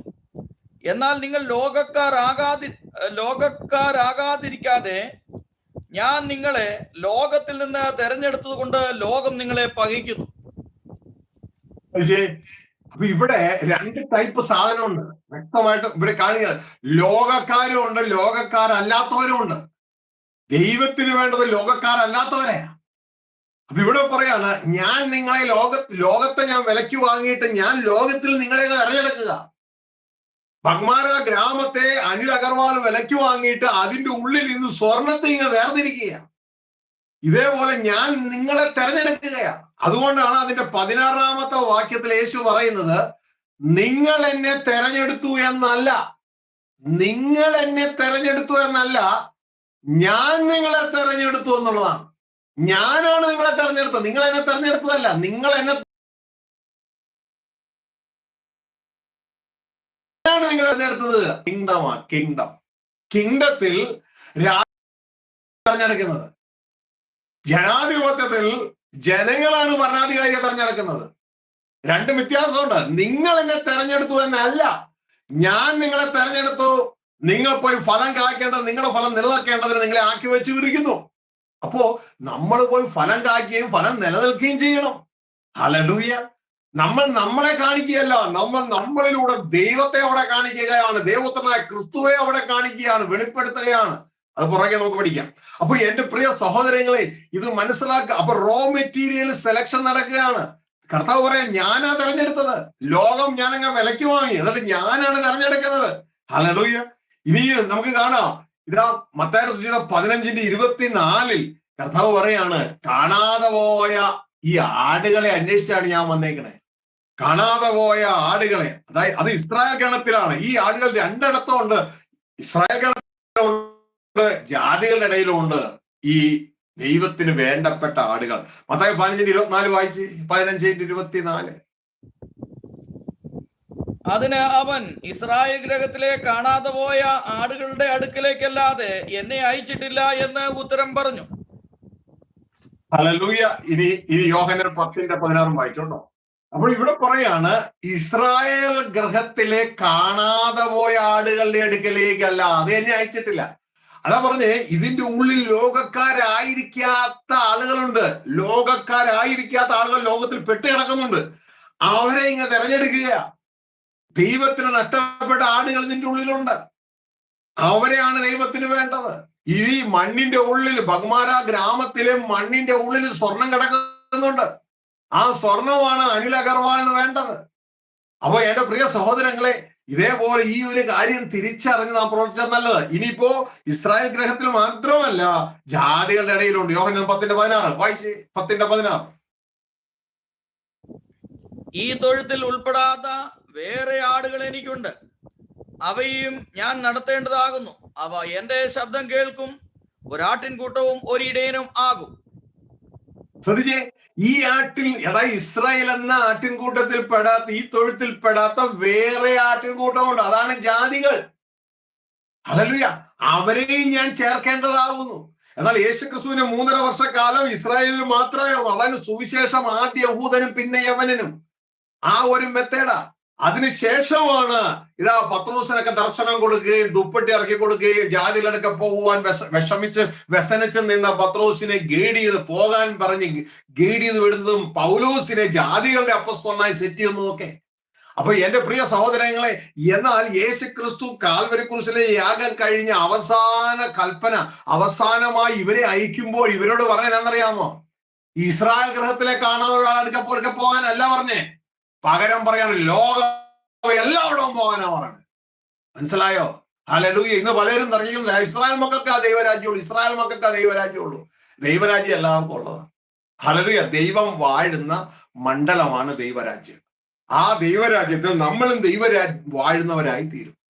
അതിനെ അറിവില്ലാത്തതുകൊണ്ടാ. സത്യം അറിയുമ്പോൾ സത്യം നമ്മളെ സ്വതന്ത്രമാക്കാൻ ഇടയാകട്ടെ. ഇതാ വായിച്ചാട്ടെ, ഇത് ഇസ്രായേൽ മക്കൾക്ക് മാത്രമല്ല, മത്തായി 28 മുതൽ 20 വരെ നമ്മൾ വായിക്കുമ്പോൾ അവിടെ യേശുക്രിസ്തു കാൽവരി ക്രൂശിലെ ഏകം കഴിഞ്ഞ് ഉയർത്ത് 40 ദിവസത്തോളം ശിഷ്യന്മാർക്ക് പ്രത്യക്ഷമായി അവസാനം പോകുമ്പോൾ പറയുന്ന കാര്യമാണ് എഴുതി വെച്ചിരിക്കുന്നത്. യേശുക്രിസ്തു പറയുന്നത്, സ്വർഗത്തിലും ഭൂമിയിലും സകല അധികാരം എനിക്ക് നൽകപ്പെട്ടിരിക്കുന്നു. ആകയാൽ നിങ്ങൾ പുറപ്പെട്ട, എവിടെയൊക്കെ പുറപ്പെട്ടോ? സർവ്വദേശത്തിന്, എല്ലാം ഭൂമിയുടെ അറ്റത്തോളം. മാർക്കോസ് 16 കൂടി വായിച്ചു നോക്കുമ്പോ ഭൂമിയുടെ അറ്റത്തോളം നിങ്ങൾ പോയി എന്റെ സാക്ഷികളാകണം. അല്ലാണ്ട് യഹൂദന്മാരുടെ ഇടയിൽ മാത്രമല്ല. വായിച്ചാട്ടെ, മത്തായി 28:18-20. യേശു അടുത്തു ചെന്നു, സ്വർഗത്തിലും ഭൂമിയിലും സകല അധികാരവും എനിക്ക് നൽകപ്പെട്ടിരിക്കുന്നു. ആകയാൽ നിങ്ങൾ പുറപ്പെട്ട് പിതാവിന്റെയും പുത്രന്റെയും പരിശുദ്ധാത്മാവിന്റെയും നാമത്തിൽ സ്നാനം കഴിപ്പിച്ചും ഞാൻ നിങ്ങളോട് കൽപ്പിച്ചതൊക്കെയും പ്രമാണിപ്പാൻ തക്കവണ്ണം ഉപദേശിച്ചുകൊണ്ട് സകല ജാതികളെയും ശിഷ്യരാക്കിക്കൊള്ളുവിൻ. ഞാൻ ഓരോ അവസാനത്തോളം എല്ലാ നാളും നിങ്ങളോട് കൂടെ ഉണ്ട് എന്ന് അരുളി ചെയ്തു. ഇസ്രായേൽ മക്കളെ മാത്രം ശിഷ്യന്മാക്കാനല്ല, സകല ജാതികളെ ശിഷ്യരാക്കിക്കൊള്ളുക. ആദ്യം പറഞ്ഞു എന്നെ അയച്ച ഇസ്രായേൽ മക്കളുടെ ഇടയിലേക്ക് മാത്രമാണ്. രണ്ടാമത് പറഞ്ഞു ഈ ആട്ടിൻകൂട്ടത്തിൽ പെടാത്ത വേറെ ആട്ടിൻകൂട്ടമുണ്ട്. അവർ രണ്ടും കൂടെ രണ്ടാട്ടിൻകൂട്ടമാണോന്നല്ല, അവർ രണ്ടും കൂടി ഒരാട്ടിൻകൂട്ടവും ഒരിടയനും ആകണം. അതിന്റെ അവസാനം പറയുകയാണ് സർവ്വമണ്ഡലത്തിലും പോയി സുവിശേഷം അറിയിക്കാൻ. അപ്പൊ എന്റെ പ്രിയ സഹോദരങ്ങളെ, നമ്മൾ അറിവില്ലാത്ത കാലത്ത് എന്തെങ്കിലുമൊക്കെ പറഞ്ഞ് പഠിപ്പിച്ച് ആയിട്ടുണ്ടെങ്കിൽ സത്യം നമ്മൾ അറിയുമ്പോൾ സത്യം നമ്മളെ സ്വതന്ത്രമാക്കാനായിട്ട് ഇടയാകട്ടെ. അപ്പൊ മനസ്സിലായല്ലോ, സ്വർഗത്തിലെ ദൈവത്തിന്റെ പുത്രൻ ഭൂമിയിലേക്ക് വന്ന ദൈവത്തിന് വേണ്ട ദൈവ മക്കൾ. അതാണ് നമ്മുടെ ഭാഷയിൽ പറഞ്ഞാൽ അയിര് അല്ലെങ്കിൽ സ്വർണം. അതിവിടെ വയലിൽ കിടക്കുന്നുണ്ട്, വയലിൽ കുളിച്ച് കിടക്കുകയാണ്. അതായത് മണ്ണൊക്കെ പെരണ്ട് കിടക്കുക, ഇതിനെ റെഡിയാക്കി എടുക്കണം. ലോകം നിറഞ്ഞു കിടക്കുകയാ, ജഡം നിറഞ്ഞു കിടക്കുകയാ, ഇതിനെ മൊത്തം വിലക്കിങ്ങ വാങ്ങി എന്നിട്ട് അതിൽ നിന്ന് നമ്മളെ തെരഞ്ഞെടുത്ത് തന്റെ ഫാക്ടറിയായ സഭയിലേക്ക് കൊണ്ടുവരികയാണ്. എന്തിനാ? രക്ഷിക്കപ്പെട്ടവരെ ദിനം പ്രതി സഭയോട് ചേർത്തു തന്റെ ഫാക്ടറിയിലേക്ക് കൊണ്ടുവരിക, സഭയോട് ചേർക്കുക. ഇനി അവിടെ നിന്ന് വേണം അടുത്ത സ്ഥലത്തേക്ക്, സ്വർഗത്തിലേക്ക് ഇതിനെ എക്സ്പോർട്ട് ചെയ്യാനായിട്ട്. യേശുക്രിസ്തുവിന്റെ വരവിൽ പോകണ്ടേ നമുക്ക്, ഇല്ലേ? വിശുദ്ധിയെ തികച്ചു നിൽക്കുന്നവരെ പോകുള്ളൂ, ക്വാളിഫൈഡ് ആയവരെ പോകത്തുള്ളൂ, അല്ലാത്തൊരു പോകില്ല. അതുകൊണ്ട് റെഡി ആയിക്കോളണം. അതായത് ഈ നിങ്ങൾ ഈ സ്വർണ്ണ ഹനനം ചെയ്യുമ്പോൾ കിട്ടുന്ന സ്വർണം എന്ന് പറയുന്നത് നമ്മുടെ കഴുത്തേലിടാനോ കാതയിലിടാനൊന്നും കൊള്ളൂല. അതുകൊണ്ട് മണ്ണാങ്കട്ട. ഇതേപോലെ ലോകത്തിൽ നിന്ന് കിട്ടിയ മണ്ണാങ്കട്ടകളാ ഞാനും നിങ്ങളും. ഇതിനെ വേണം യേശുക്രിസ്തു തന്റെ ഫാക്ടറി ആയ സഭയിലിട്ട് ശുദ്ധീകരിച്ചെടുക്കുക. ഇതാണ് അപ്പോസ്തലപ്രവൃത്തി 20:28 പറയുന്ന ഒരു കാര്യം എന്ന് പറയുന്നത്, തന്റെ രക്തത്താൽ നേടിയ സഭ, രക്തം കൊടുത്ത് നേടിയ സഭയാണ്. ഹല്ലേലൂയ. ആ സഭയിലേക്ക് നമ്മളെ ചേർക്കുകയാണ്. ഇതാണ് അപ്പോസ്തലപ്രവൃത്തി 2 പറയുന്ന, രക്ഷിക്കപ്പെട്ടവരെ ദിനം പ്രതി ആ സഭയോട് ചേർത്തു. എന്തിനാ സഭയോട് ചേർത്തേ? 3 പാട്ടുപാടി പ്രാർത്ഥിച്ച് ലോകത്തിൽ അത് കിട്ടും ഇത് കിട്ടും എന്ന് പറഞ്ഞ് അവസാനിപ്പിക്കാനാ? നോ. നമുക്കിതൊക്കെ തരണ കാര്യത്തിന് ദൈവത്തിന് ഒട്ടും പിശിക്കില്ല, എല്ലാം തയ്യാറാ. പക്ഷെ ഈ ദൈവത്തിന്റെ ഇഷ്ടം മനസ്സിലാക്കുക, ക്രിസ്തുവിന്റെ മനസ്സ് മനസ്സിലാക്കിയിട്ട് ഞാനും നിങ്ങളും അവിടുത്തെ പ്രൊഡക്റ്റുകൾ എന്ന് തിരിച്ചറിഞ്ഞുകൊണ്ട് നമ്മൾ വേണം യേശു ക്രിസ്തുവിനെ പോലെ ആയി തീരുവാനുള്ള ദൈവത്തിന്റെ പദ്ധതി തിരിച്ചറിഞ്ഞ് ആ കൺവെയറിൽ നാം മൂവ് ചെയ്യണം. അല്ലാതെ നമ്മുടെ കൺവെയറിൽ മൂവ് ചെയ്തിട്ട് കാര്യമില്ല, നമ്മുടെ ഇഷ്ടപ്രകാരം മൂവ് ചെയ്തിട്ട് കാര്യമില്ല. അപ്പൊ ഇത് വ്യക്തതയോടെ നമ്മൾ തിരിച്ചറിയണം. അപ്പോസ്തലപ്രവൃത്തി 20:28 ദേവദാസം വായിച്ച് മറ്റൊരു ഭാഗം ഞാൻ വായിക്കാം. 20:28.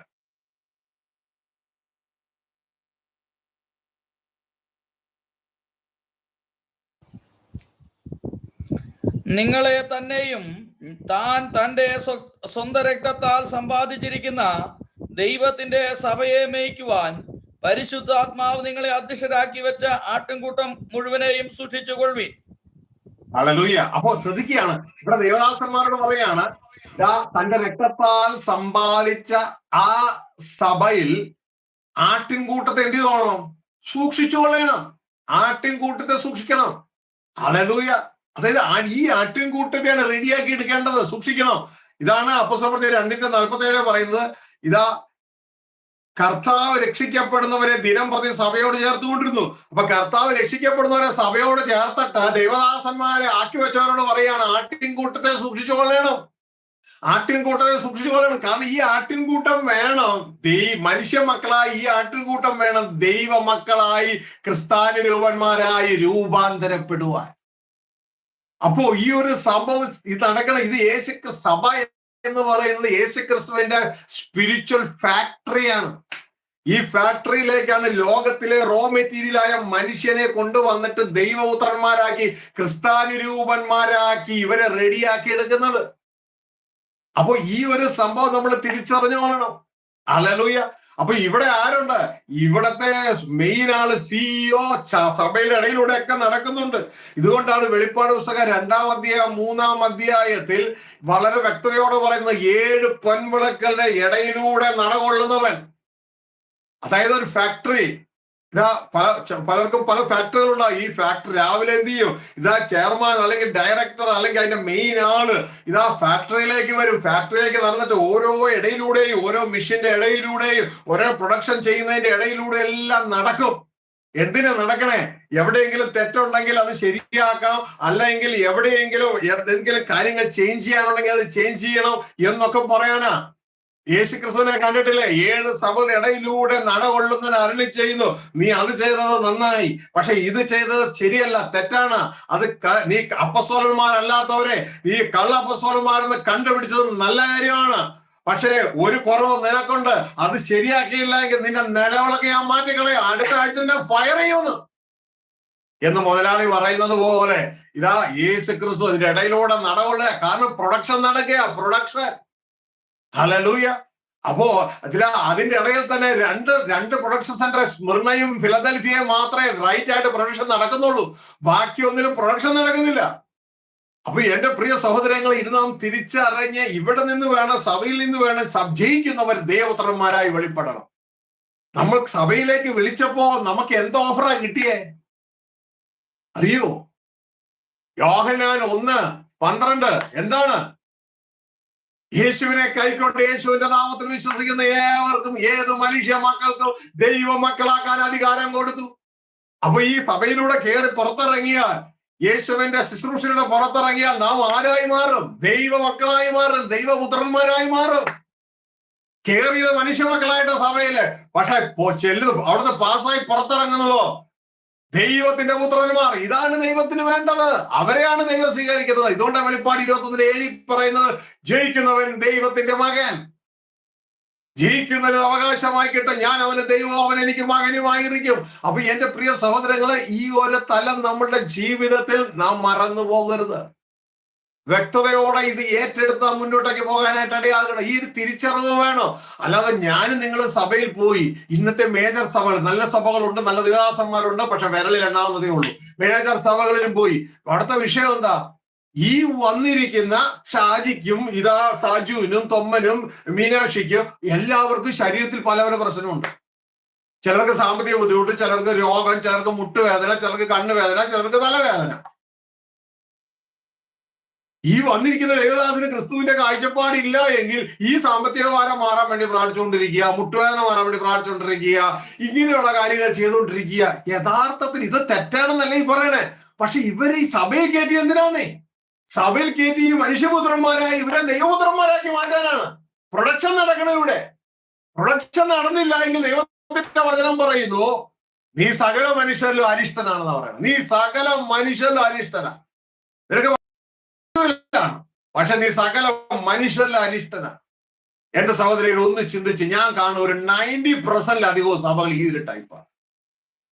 അവർ ആത്മാവ് കൊണ്ട് ആരംഭിച്ചു, ജഡം കൊണ്ട് അവസാനിച്ചു. ദൈവത്തിന്റെ വചനം അവരെ വിളിക്കുന്ന, ബുദ്ധിയില്ലാത്തവരെ, നിങ്ങൾ ആത്മാവ് കൊണ്ട് ആരംഭിച്ചിട്ട് ജഡം കൊണ്ടോ സമാപിക്കുന്നു. ഇതിനിടെ കർത്താവ് പറയുന്നു, ഇതൊന്നും നിങ്ങൾക്ക് വേണ്ടെന്നല്ല. കർത്താവ് പറയും, ഇതൊക്കെ നിങ്ങൾക്ക് വേണമെന്ന് നിങ്ങളുടെ സ്വർഗസ്ഥ പിതാവിന് നന്നായി അറിയാം. മുമ്പേ അവന്റെ രാജ്യം അന്വേഷിക്കുക, രാജ്യത്വം അന്വേഷിക്കുക, അതോടുകൂടി ഇതും ചേർത്ത് നൽകപ്പെടും. ഇതാണ് യഥാർത്ഥത്തിൽ നമ്മൾ പറഞ്ഞു കൊടുക്കേണ്ടത്. അതായത് നിങ്ങൾ നിങ്ങളുടെ ഓണർഷിപ്പ് ദൈവത്തിന് കൈമാറ്. നിങ്ങളല്ല നിങ്ങളുടെ ഓണർ. യേശുക്രിസ്തുവിന്റെ രക്തം കൊടുത്ത് നിങ്ങളെ വിലയ്ക്ക് വാങ്ങി. ഇനി നിങ്ങൾ നിങ്ങൾക്കുള്ളവരല്ല, നിങ്ങളെ വിലയ്ക്ക് വാങ്ങി യേശുവിനുള്ളതാ. യേശു നിങ്ങളെ വിലയ്ക്ക് വാങ്ങിയത് പിതാവായ ദൈവത്തിന് വേണ്ടിയാ. ആ ഓണർഷിപ്പ് നിങ്ങളുടെ ഹൃദയം കൊണ്ട് ദൈവത്തിന് കൈമാറ്. അങ്ങനെ കൈമാറുമ്പോൾ നിങ്ങളുടെ ഉടമസ്ഥ അവകാശം സ്വർഗസ്ഥ പിതാവിന് കിട്ടുകയും അങ്ങനെ ആ കിട്ടിയ അധികാരം കൊണ്ട് സ്വർഗസ്ഥ പിതാവ് നിങ്ങളിൽ പ്രവർത്തിക്കുമ്പോൾ നിങ്ങൾക്ക് വേണ്ടതെല്ലാം നിങ്ങളുടെ പുറകെ വന്നിരിക്കും. ഇതാ കർത്താവ് പറഞ്ഞ്, ഇതൊക്കെ നിങ്ങൾക്ക് ചേർത്ത് നൽകപ്പെടും. പക്ഷെ സഭയിലേക്ക് കയറിയാലും നമ്മുടെ ഓണർഷിപ്പ് നമ്മൾ കൊടുക്കുന്നില്ല. യഥാർത്ഥത്തിൽ ഓണർ സ്വർഗസ്ഥ പിതാവാണ് നമ്മളെ സൃഷ്ടിച്ചു എന്ന പേര്. എന്നാൽ നമ്മളെ തന്നെ സ്വർഗസ്ഥ പിതാവിനെ ലംഘിച്ച് നമ്മുടെ മൂത്തപ്പൂപ്പൻ ആദം കച്ചവടം ചെയ്തു പിശാചിന്. എന്നാൽ തിരിച്ചു വാങ്ങിയിട്ട് നമ്മൾ ഈ അധികാരം തിരിച്ചു വിട്ടു കൊടുക്കുന്നില്ല. ഇപ്പോഴും നമ്മളാണ് നമ്മുടെ തല. നമ്മുടെ തല നമ്മളല്ല, നമ്മുടെ തല ക്രിസ്തു, ക്രിസ്തുവിന്റെ തല ദൈവം എന്ന് നമ്മൾ അറിയണമെന്ന് വിശുദ്ധ വേദപുസ്തകം പറഞ്ഞ ഇതാ. ഇത് തിരിച്ചറിഞ്ഞിട്ട് എനിക്ക് സ്വയമേ ഒന്നും ചെയ്യാൻ കഴിയത്തില്ല എന്ന് യേശു പറഞ്ഞതുപോലെ ഞാനും നിങ്ങളും പറയണം, എനിക്ക് സ്വയം ഒന്നും ചെയ്യാൻ കഴിയത്തില്ല. കാരണം ഞാൻ എന്റേതല്ല, എന്നെ വിലയ്ക്ക് വാങ്ങിയ എന്റെ യേശുവിൻ്റെതാണ്. യേശു പറയുന്നു, എനിക്ക് സ്വയം ഒന്നും ചെയ്യാൻ പറ്റത്തില്ല. കാരണം എന്റെ തല എന്റെ അപ്പനാണ്. എന്റെ അപ്പൻ ചെയ്യുന്നത് മാത്രമേ ഞാൻ ചെയ്യുന്നുള്ളൂ, എന്റെ അപ്പൻ പറയുന്നത് മാത്രമേ ഞാൻ പറയുന്നുള്ളൂ. അപ്പൊ യേശു നമ്മളോട് പറയാ, നിങ്ങൾക്ക് സ്വയമേ ഒന്നും ചെയ്യാൻ കഴിയത്തില്ല. എന്നെ പിരിഞ്ഞ്, യോഹന്നാൻ 15, എന്നെ പിരിഞ്ഞ് നിങ്ങൾക്ക് സ്വയമേ ഒന്നും ചെയ്യാൻ കഴിയത്തില്ല. ഇതാണ് head and body system. Family ഉണ്ട് ഇവിടെ ഭൂമിയിൽ. സ്ത്രീയുടെ തല പുരുഷൻ, പുരുഷന്റെ തല ക്രിസ്തു, ക്രിസ്തുവിന്റെ തല ദൈവം. ഇത് ദൈവരാജ്യത്തിന്റെ ഓർഡറാ. പക്ഷെ ഈ ഓർഡർ പറയുന്നത് ഇത്ര സമയമുണ്ട്. പറയാത്തതിന്റെ കാര്യം എന്താ? പാരമ്പര്യം പഠിപ്പിച്ചതിനെ അലൈൻ ചെയ്തു പോയാലേ എനിക്ക് അവരുടെ പ്രസംഗങ്ങൾ കിട്ടൂ, എനിക്ക് അവരെ പ്രീതിപ്പെടുത്താൻ പറ്റൂ. എന്റെ മക്കളെ മരണഭുജത്തെ പ്രീതിപ്പെടുത്തിയിട്ട് എന്ത് കാര്യം? യേശുവിനെ പ്രീതിപ്പെടുത്താൻ. യേശു അന്ന് ഇവിടെ വന്നിട്ട് ഹന്നാവിനെയും കയ്യഫാവിനെയൊക്കെ പ്രീതിപ്പെടുത്തിയാണ് മുന്നോട്ടേക്ക് പോയെ. യേശു വ്യക്തത ഉള്ള കാര്യം ഉള്ളതുപോലെ പറഞ്ഞു, വെള്ളതേച്ച കുഴിമാടങ്ങളെ നിങ്ങൾ ഒരുത്തരം മതത്തിൽ ചേർക്കാൻ കരയും കടലും ചുറ്റി സഞ്ചരിക്കുന്നു. ചേർന്ന ശേഷം നിങ്ങൾ അവനെ ആരാക്കുന്നു? അതായത് നിങ്ങളുടെ ഫാക്ടറി ആയ പള്ളിയില്ലേ, സഭ, അതിന്റെ ഉള്ളിൽ കയറ്റിയിട്ട് നിങ്ങൾ അവനെ ആരാക്കുന്നു. മത്തായി 23 ഒരു സഭയിലൊന്നും വായിക്കുന്നത് ഞാൻ കേട്ടിട്ടില്ല യേശുവിന്റെ ഈ വാക്കുകൾ. എന്താ യേശു തെറ്റാണോ പറഞ്ഞ്? യേശു പറയാം, നിങ്ങൾ അവരെ ആരാക്കുന്നു? സഭയിൽ കയറ്റിയ ഈ മനുഷ്യ മക്കളെ ആരാക്കുന്നു? യേശുവിന് അനുരൂപമായ ദൈവ മക്കളാക്കി മാറ്റണം. ഇതാ യേശു ചോദിക്കുന്നത്, നിങ്ങൾ അവരെ ആരാക്കുന്നു? എന്നിട്ട് യേശുവിന് ഉത്തരം പറഞ്ഞു. അവര് പറയില്ല, നിങ്ങൾ അവരെ നിങ്ങളെക്കാൾ ഇരട്ടിച്ച നരക യോഗ്യരാക്കുന്നു.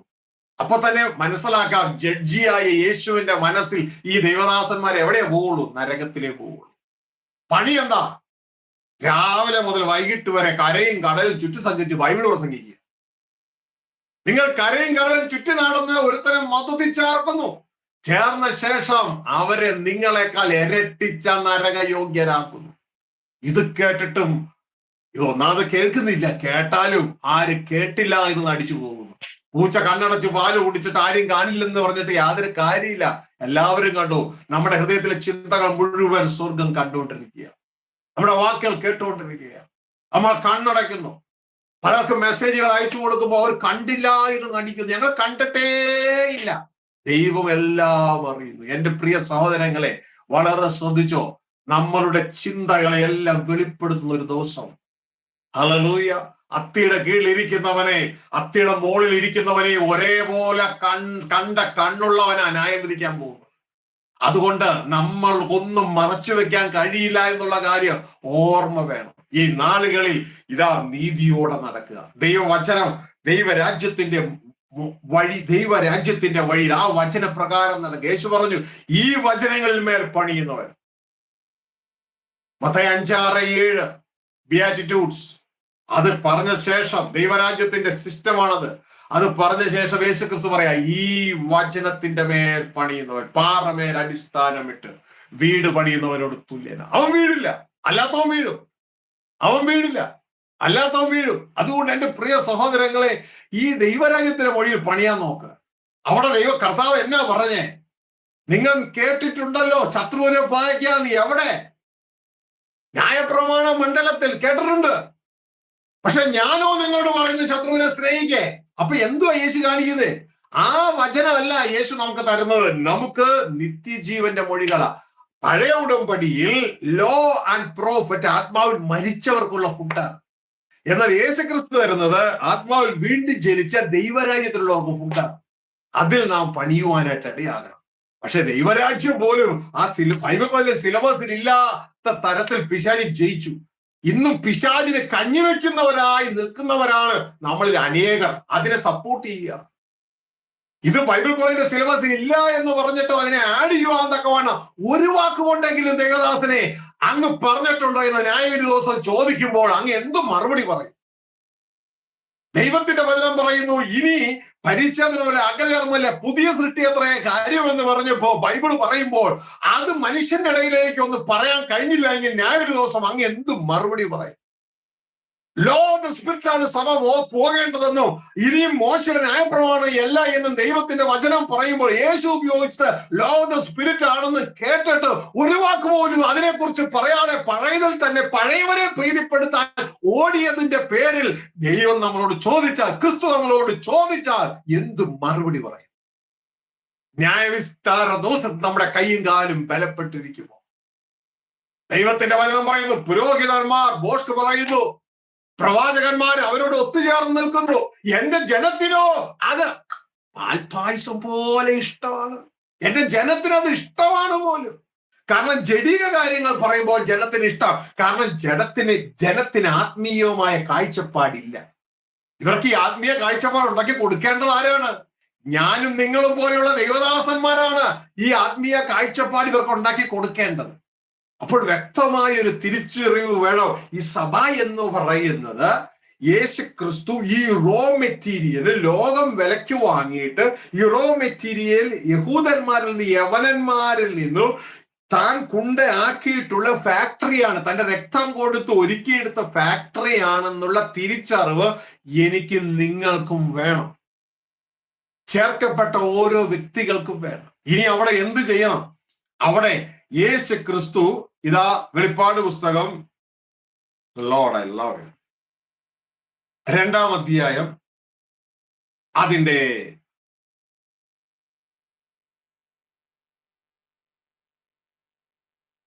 1-ാം വാക്യം മാത്രം വായിച്ച ദാസനെ. യേശു ക്രിസ്തു അവിടെ ചെയ്യുന്ന ഈ സഭയിൽ ചെയ്യുന്ന 7 സഭകളുടെ ഇടയിൽ, അതിന്റെ അർത്ഥം 7 സഭകൾ മാത്രമല്ല, എല്ലാ സഭകളുടെ ഇടയിൽ യേശു ക്രിസ്തു വരുന്നു.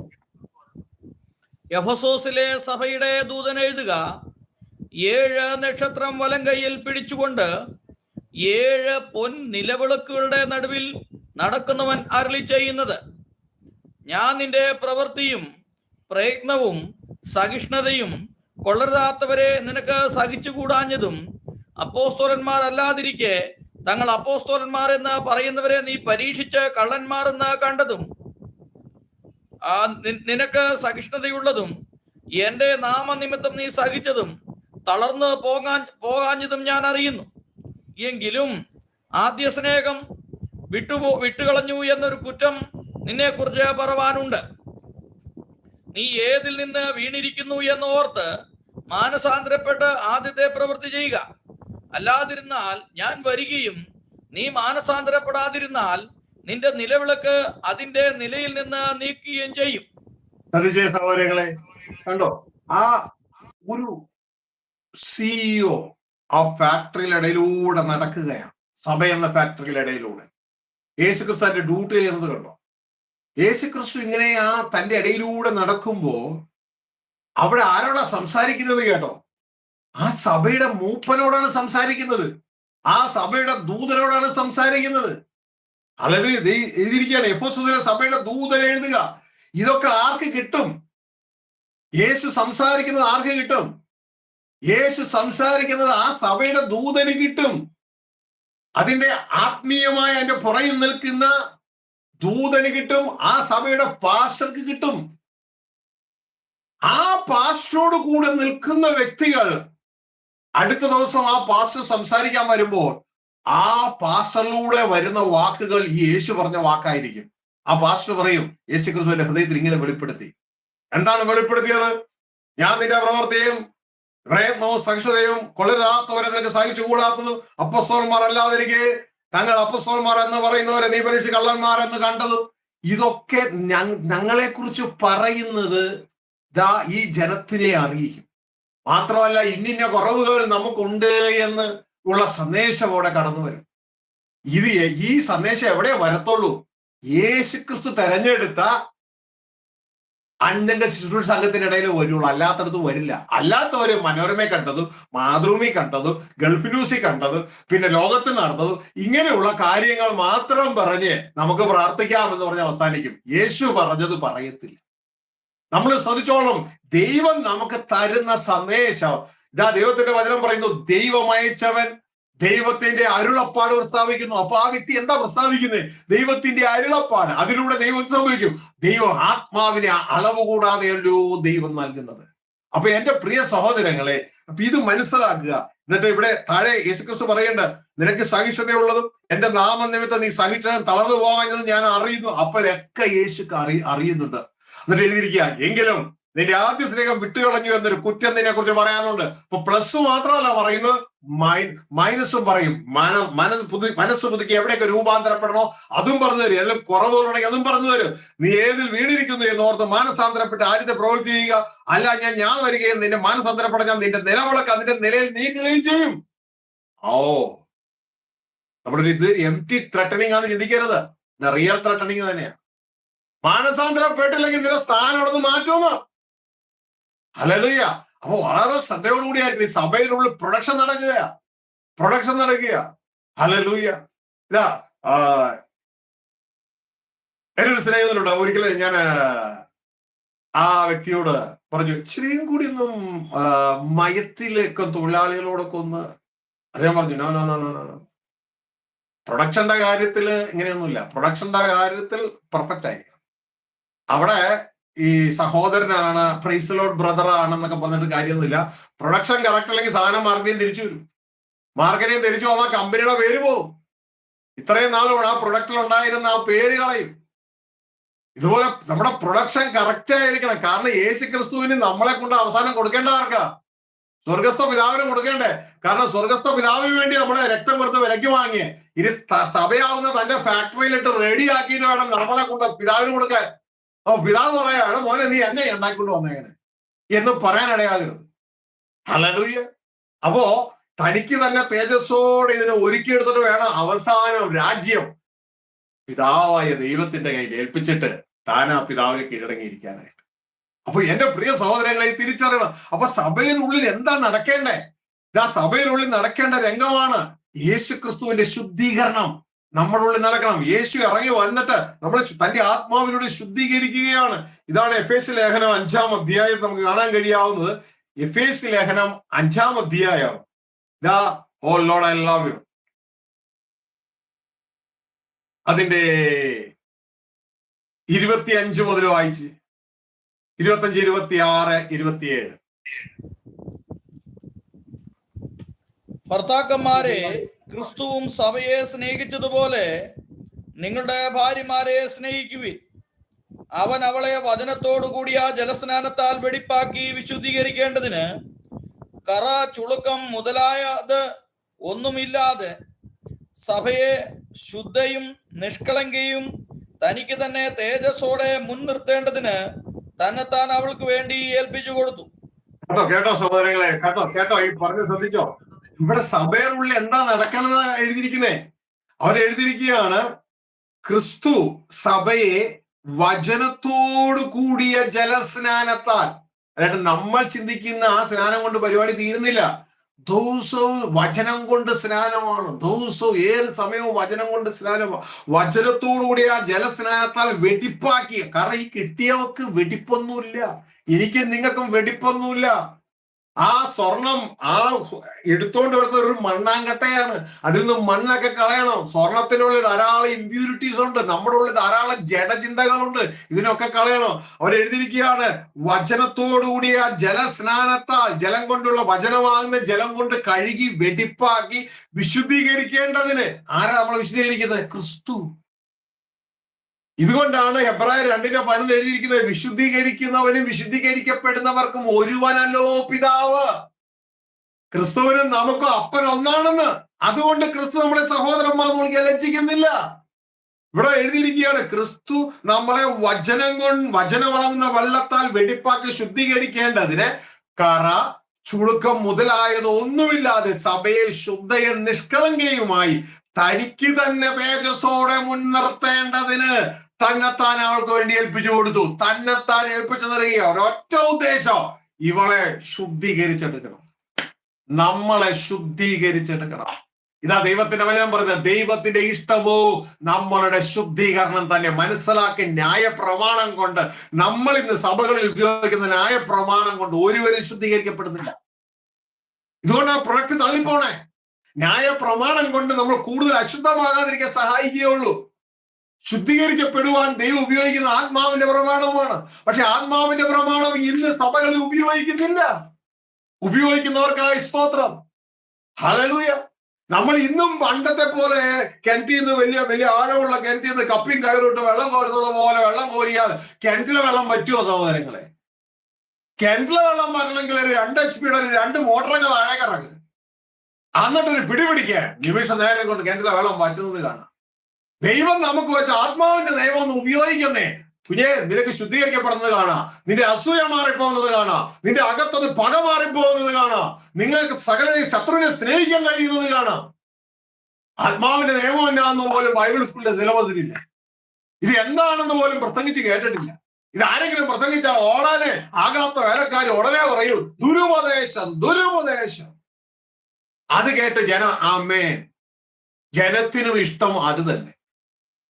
പുരോഹിതന്മാരും പ്രവാചകന്മാരും ഒരുമിച്ച് ഓടിച്ചു പറയുന്നു, എന്റെ ജനത്തിനോ അത് ഇഷ്ടമാകുന്നു, ഒടുക്കം നിങ്ങൾ എന്ത് ചെയ്യുമെന്ന് ജെറമ്യാ പ്രവാചകൻ പറഞ്ഞത് ഇവിടെ ഒത്തിരിക്കും. എന്റെ പ്രിയ സഹോദരങ്ങളെ, അവനവന്റെ ഭാവി നോക്ക. ഇന്നലെ പൊട്ടിമുളച്ച ഒരു സഭയുടെ ആള് ഞാനൊന്നും പറഞ്ഞിട്ട് കാര്യമില്ല. 100 വർഷം മുമ്പ് പൊട്ടിമുളച്ച ഒരു സഭയിലാണ് ഞാൻ. 400 വർഷം പൊട്ടിമുളച്ച ഒരു സഭയിലാണ് ഞാൻ. എന്ത് കാര്യം? സർവപ്രപഞ്ചത്തിന്റെയും ഉടയവനായ ദൈവത്തിന്റെ ഭവനത്തിലായിരിക്കാൻ നോക്ക്. ഹല്ലേലൂയ. ഇവിടെയുള്ള എല്ലാവരെയും ബഹുമാനിക്കുക, സ്നേഹിക്കുക, അവർക്ക് വേണ്ടി പ്രാർത്ഥിക്കുക. ഇതെല്ലാം മരണത്താൽ തീരുന്നതാണ്, ഉപയോഗത്താൽ അവസാനിക്കുന്നതാണ്. ഇവരെയൊക്കെ സ്നേഹിച്ചും ബഹുമാനിച്ചും അവരുടെ എല്ലാം മുമ്പിൽ മാതൃകയായി ജീവിച്ചുകൊണ്ട് ദൈവത്തിന്റെ വചനം ആസ് ഇറ്റ് ഈസ് പറഞ്ഞുകൊണ്ട് നട്ടലുള്ള ദേവദാസന്മാരെ പോലെ, ലജ്ജിക്കാൻ സംഗതിയില്ലാത്ത ദേവദാസന്മാരെ പോലെ ഞാനും നിങ്ങളുമായിരിക്കാൻ പ്രിയ സഹോദരങ്ങളെ പ്രത്യേകം ഓർപ്പിക്കുകയാണ്. ഹല്ലേലൂയ. എന്നിട്ട് എന്തിനു വേണം? അവസാനം നമ്മളെ ആർക്കൂടെ കൊടുക്കണം? അവസാനം നമ്മളെ ഒരുക്കി ദൈവരാജ്യമാക്കി നമ്മളെ മാറ്റണം. ഇന്ന് നമ്മളെല്ലാം സ്വന്തം രാജ്യക്കാരാ. എനിക്ക് സ്വയമേ ഒന്നും പ്രവർത്തിക്കാൻ കഴിയത്തില്ല, യേശുവിനെ പോലെ ഞാനുമായി ഇനി ദൈവം പറഞ്ഞാലല്ലാതെ ഞാൻ പ്രവർത്തിക്കാൻ എനിക്ക് കഴിയത്തില്ല എന്ന അവസ്ഥയിൽ ഞാനും നിങ്ങളുമായി തീർന്ന അവസാനം നമ്മളെ ഈ ഫാക്ടറിയിൽ നിന്ന്, അപ്പൊ നമ്മൾ 3 സ്ഥലം കണ്ടു. 1 ലോകം, റോ മെറ്റീരിയൽ ഉള്ള സ്ഥലം. 2 ഫാക്ടറി, സഭ, ഇവരെ ഒരുക്കിയെടുക്കുന്ന സ്ഥലം. ഇവിടെ നിന്ന് ജയിക്കുന്നവരെ, അതായത് എക്സ്പോർട്ട് ക്വാളിറ്റി. ഇപ്പൊ ഞങ്ങളുടെ ഗൾഫിലൊക്കെ നമ്മൾ ടൈൽസ് ഒക്കെ കാണുമ്പോൾ ഇന്ത്യൻ ടൈൽസ് ധാരാളം ഉണ്ട്. ആ ടൈൽസ് വരുമ്പോ അവർ പറയും എക്സ്പോർട്ട് ക്വാളിറ്റിയാണ്. പക്ഷെ നാട്ടിൽ ചെന്നിട്ട് ഇതേ ടൈൽ നോക്കിക്കഴിഞ്ഞാൽ ഇച്ചിരി വളവും സൈഡ് പൊട്ടിയതൊക്കെ ആയിരിക്കും. അതിന് പ്രീമിയം എന്നും പറഞ്ഞിട്ടിരിക്കുക. അപ്പൊ എക്സ്പോർട്ട് ക്വാളിറ്റി ഗൾഫിൽ വരുന്നു. ഇതേപോലെ നമ്മൾ എക്സ്പോർട്ട് ക്വാളിറ്റി ആയി മാറും. സ്വർഗത്തിലേക്ക് എക്സ്പോർട്ട് ചെയ്യണം നമ്മളെ. ആ എക്സ്പോർട്ടാണ് കർത്താവിന്റെ വരവിൽ എക്സ്പോർട്ട് ചെയ്യപ്പെടുക. അപ്പോ ആ എക്സ്പോർട്ട് ചെയ്യപ്പെടാൻ യോഗ്യത ഉണ്ടാകും. എല്ലാവരും പോകില്ല. അപ്പോ ഇങ്ങനെയുള്ളവരെ അവസാനം ആർക്ക് കൊടുക്കണം? സ്വർഗസ്ഥ പിതാവിന് കൊടുക്കണം. അതുകൂടി പറഞ്ഞിട്ട് ഞാൻ നിർത്തുകയാ. നാളെ മുതൽ എനിക്ക് മറ്റൊരു ഏരിയയിലുള്ള മീറ്റിംഗ്, അതുകൊണ്ട് എൻ്റെ യാത്ര തുടങ്ങാൻ സമയമായി. അതുകൊണ്ട് ഞാൻ അങ്ങോട്ടേക്ക് മൂവ് ചെയ്യാണ്. അപ്പോ ആ എക്സ്പോർട്ട്, പ്രിയ സഹോദരങ്ങളെ, ഇതാണ് ദൈവത്തിന്റെ വചനം പറയുന്നത്. അവസാനം നമ്മളെല്ലാം പിതാവിനെ കൊണ്ട് ഏൽപ്പിക്കണം. ഹല്ലേലൂയ. 1 കൊരിന്ത്യർ 15-ാം അധ്യായം 24 മുതൽ 4-ാം വാക്യം 24-25 മാത്രം വായിച്ചു.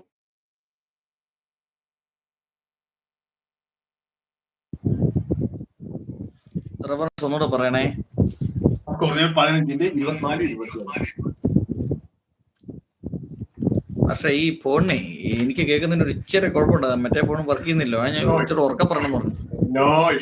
1 കൊരിന്ത്യർ 15-25-24. സോറി, 24-25.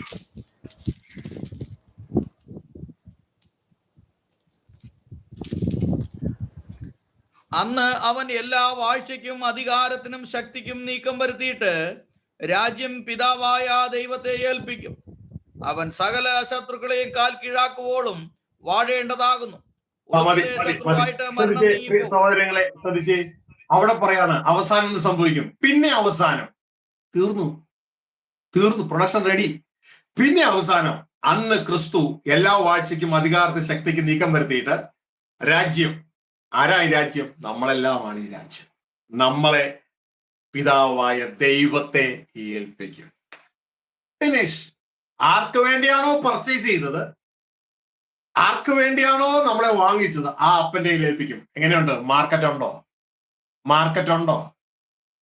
ആ അപ്പന് വേണ്ടിയാണ്, അല്ലാണ്ട് മനുഷ്യർക്ക് കൊടുക്കാനല്ല നമ്മളെ വാങ്ങിയത്. ഒരിക്കലും ഏതെങ്കിലും ഡിനോമിനേഷനോ മതത്തിനോ കൊടുക്കാനല്ല.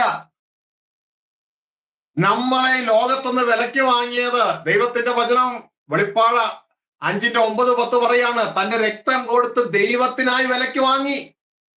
ലോകത്തുനിന്ന് തുറന്ന് സഭയിൽ കൊണ്ടുവന്ന് നമ്മളെ കറയും ചുളുക്കും ഒന്നുമില്ലാതെ ഒരുക്കി സഭയുടെ ഇടയിലൂടെ നടന്ന് ആ ദൂതന്മാർക്ക്, സഭയെ നയിക്കുന്ന ദേവദാസന്മാർക്ക് സന്ദേശം കൊടുത്തു. ആ സന്ദേശം കിട്ടാത്ത ദേവദാസന്മാരാണെങ്കിൽ അപകടമാണ്. അത് പ്രാപിച്ചേ പറ്റൂ. അല്ലാണ്ട് ക്രിസ്തു നമ്മളെ ഡയറക്റ്റ് ചെയ്യുന്നില്ല എങ്കിൽ പിന്നെ നാം എന്ത് സഭ നടത്തുകയാ? ഇനി ആ ഒരു ജനത്തെ ഒരുക്കി, സ്വന്തം രാജ്യക്കാരായ ജനത്തെ, അഴുക്കും കറയുമുള്ള ജനത്തെ, ലോകസ്നേഹവും ജനചിന്തയുള്ള ജനത്തെ അതെല്ലാം കഴുകി ആത്മാവിന്റെ ശുദ്ധീകരണത്തിലൂടെ ഒരുക്കിയെടുത്തിട്ട് ഇവരെ സ്വന്തം രാജ്യം മാറ്റി ദൈവരാജ്യമാക്കി ഇവരെ പിതാവിന്റെ കയ്യിൽ ഏൽപ്പിക്കും. നമ്മുടെ മാർക്കറ്റ് എവിടെയാ? സ്വർഗത്തിലാ, ഭൂമിയിലല്ല. അവിടെ മാർക്കറ്റ് ഇല്ലാത്ത പ്രൊഡക്റ്റ് ഈ സഭയിൽ ഉണ്ടാക്കിയിട്ട് എന്തിനാ? ഈ സഭകളിൽ ഉണ്ടാക്കിയിട്ട് എന്തിനാ? ഈ ജനത്തെ മുഴുവൻ നരകക്കുഴിയിലേക്ക് നടത്താൻ. ദൈവത്തിന് വേണ്ടത് ചുമ്മാ ലേബലൊട്ടിച്ച ദൈവപുത്രന്മാരെന്ന് ലേബലൊട്ടിച്ചവരെ അല്ല വേണ്ടത്. ദൈവത്തിന് വേണ്ടത് റോമ 8:14 ആത്മാവാൽ നയിക്കപ്പെടുന്നവരാണ് ദൈവപുത്രന്മാർ. മാഗി നൂഡിൽസ് അതിന്റെ പുറത്ത് എഴുതി വെച്ചു. എന്താണ് എഴുതി വെച്ചെന്ന് അറിയാമോ? അവര് എഴുതി വെച്ചത് വേറൊന്നുമല്ല.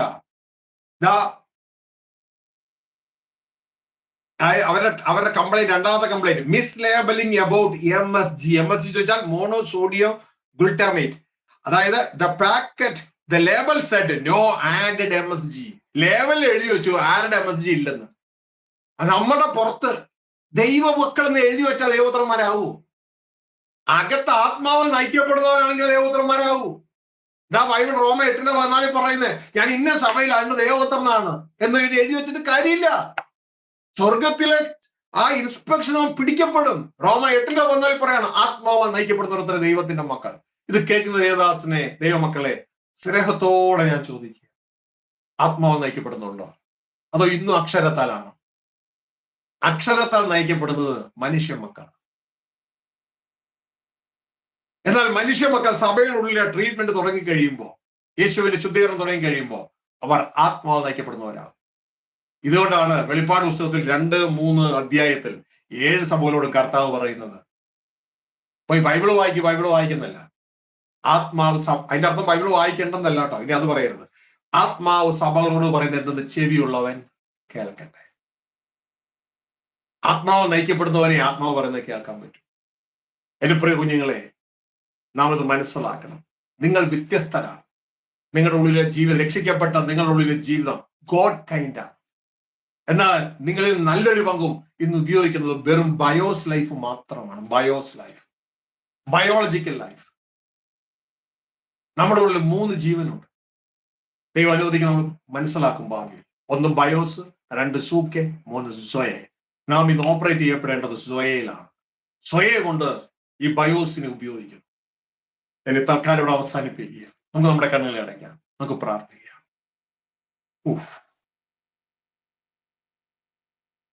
Thank you for the life dad. അങ്ങയുടെ ജീവനായി നന്ദി. ദൈവഹൃദയം സന്തോഷിക്കുന്നു. ആ സന്തോഷം എന്നിലൂടെ പുറത്തേക്ക് സ്വയയായി, ദൈവത്തിന്റെ ജീവനായി, ആത്മാവായി പുറത്തേക്ക് തള്ളപ്പെടുന്നു. സ്വീകരിച്ചാട്ടെ. നിങ്ങൾക്ക് വേണ്ടിയാ ദൈവം തരുന്നത്. സ്വീകരിച്ചാട്ടെ. ഓ ലോർഡ്, ഐ ലവ് യു. ജനത്തെ അങ്ങയുടെ ജീവനാൽ അനുഗ്രഹിക്കുന്നു, അങ്ങയുടെ സമാധാനത്തിൽ അനുഗ്രഹിക്കുന്നു, അങ്ങയുടെ ഹീലിംഗിനാൽ അനുഗ്രഹിക്കുന്നു, അങ്ങയുടെ സ്വർഗത്തിലെല്ലാം നന്മകളാലും അനുഗ്രഹിക്കുന്നു. അവർ അനുഗ്രഹമായി ഇരിക്കട്ടെ. കൊട്ട വിട്ടൊഴിഞ്ഞവരായി ലോകത്തെ പുറകിലാക്കി ക്രിസ്തു അനുഗമിക്കുന്നവരായി മക്കൾ തീരട്ടെ. അവരുടെ സകല ആവശ്യങ്ങളുടെ പേരിൽ ദൈവത്തിന്റെ കരം കാണപ്പെടട്ടെ. ക്രിസ്തു അവരുടെ തലയായി ഇവരെ ശുദ്ധീകരിപ്പാൻ, എല്ലാ നന്മകളാലും നിറപ്പാൻ, ക്രിസ്തു അവരുടെ തലയോളം വളർത്തുവാൻ ഇടയാകട്ടെ. അതിനായി ഈ മക്കളെ അനുഗ്രഹിക്കുന്നു. നിത്യ ഒരു അനുഗ്രഹമായി തീരട്ടെ. ഈ സന്ദേശം ലോകത്തിന്റെ ഭാഗങ്ങൾ എത്തിപ്പാൻ ഉപയോഗിച്ച് ചാനലിനായി, ഞങ്ങളുടെ മകനായി, കുടുംബത്തിനായി ചേർന്ന് പ്രവർത്തിക്കുന്നവർക്കായി സ്തോത്രങ്ങൾ. അവത്തെ അനുഗ്രഹിക്കുന്നു. സർവമഹത്വവും ഞങ്ങൾ അങ്ങേക്ക് തരികയാണ്. ഇപ്പോൾ മാത്രമല്ല, തുടർന്ന് ശ്രവിക്കുന്ന എല്ലാ മക്കളും ഇതിലൂടെ വ്യാപരിക്കുന്ന ദൈവ സാന്നിധ്യവും ദൈവ സ്നേഹവും ദൈവത്തിന്റെ ജീവനും പ്രാപിപ്പാൻ ാക്കണമേ എന്ന് പ്രാർത്ഥിക്കുന്നു. അതിനായി ഇവരെ അനുഗ്രഹിക്കുന്നു. നിത്യം ഒരു അനുഗ്രഹമായി തീരട്ടെ. സർവമഹത്വം പിതാവേ അങ്ങേക്ക് യേശുവിൻ നാമത്തിൽ തന്നെ. ആമേൻ, ആമേൻ, ആമേൻ. എല്ലാവരോടും നന്ദി അറിയിക്കുകയാണ്. ദൈവം ഇവരെ സഹായിക്കട്ടെ. ഇന്ന് നേരത്തെ ഇത് അവസാനിപ്പിക്കുന്നതിന്റെ ഉദ്ദേശം എന്ന് പറയുന്നത് എനിക്ക് യാത്രയുണ്ട്. സുശീകരണ വേളയാണ്. വയനാട്ടിലാണ് ചികിത്സ. അപ്പോൾ അവിടെയുള്ളവരെ നിങ്ങൾ അറിയിക്കുന്നുവെങ്കിൽ അവർക്ക് അവിടെ കടന്നു വരാൻ കഴിയുന്നത് ഞാൻ ചിന്തിക്കുകയാണ്. ദൈവം സഹായിക്കട്ടെ, കൂട്ടായിരിക്കട്ടെ. ഇത് മറ്റുള്ളവർ ഷെയർ ചെയ്ത് കൊടുക്കാൻ മടിക്കരുത്, മറക്കരുത്. നിങ്ങളുടെ വെബ്സൈറ്റ് സന്ദർശിക്കുക. മെസ്സേജസ് യൂട്യൂബ് SVJ സാജീവ് അമ്പലം മെസ്സേജസ് യൂട്യൂബ് സന്ദർശിക്കുക. ധാരാളം സന്ദേശം അവൈലബിൾ ആണല്ലോ. എവരെ ദൈവം അനുഗ്രഹിക്കട്ടെ, കൂട്ടായിരിക്കട്ടെ. Thank you very much. Praise the Lord. ദൈവത്തിന്റെ അതിപരിശുദ്ധമായ നാം വാഴ്ത്തപ്പെടട്ടെ. ഷാജി പാസ്റ്ററുള്ള നന്ദി അറിയിക്കുന്നു. ഷാജി പാസ്റ്റർക്ക് മീറ്റിംഗ് ഉണ്ട്, കടന്നു പോകണം. വളരെ അനുഗ്രഹിക്കപ്പെട്ടതായുള്ള സന്ദേശം നമുക്ക് ലഭിച്ചു. ഷാജി പാസ്റ്ററോടുള്ള നന്ദി അറിയിക്കുന്നു, തൻ്റെ ടീമിനോടുള്ള നന്ദി അറിയിക്കുന്നു, മറ്റ് പ്രവർത്തകരോടുള്ള നന്ദി അറിയിക്കുന്നു. അതോടൊപ്പം ഈ മീറ്റിംഗിൽ പങ്കെടുത്ത എല്ലാ പ്രിയപ്പെട്ടവർക്കോടുള്ള നന്ദി അറിയിക്കുന്നു. ദൈവം എല്ലാവരെയും ധാരാളമായിട്ട് സഹായിക്കട്ടെ. Thank you very much. Praise the Lord. Praise the Lord. Praise the Lord.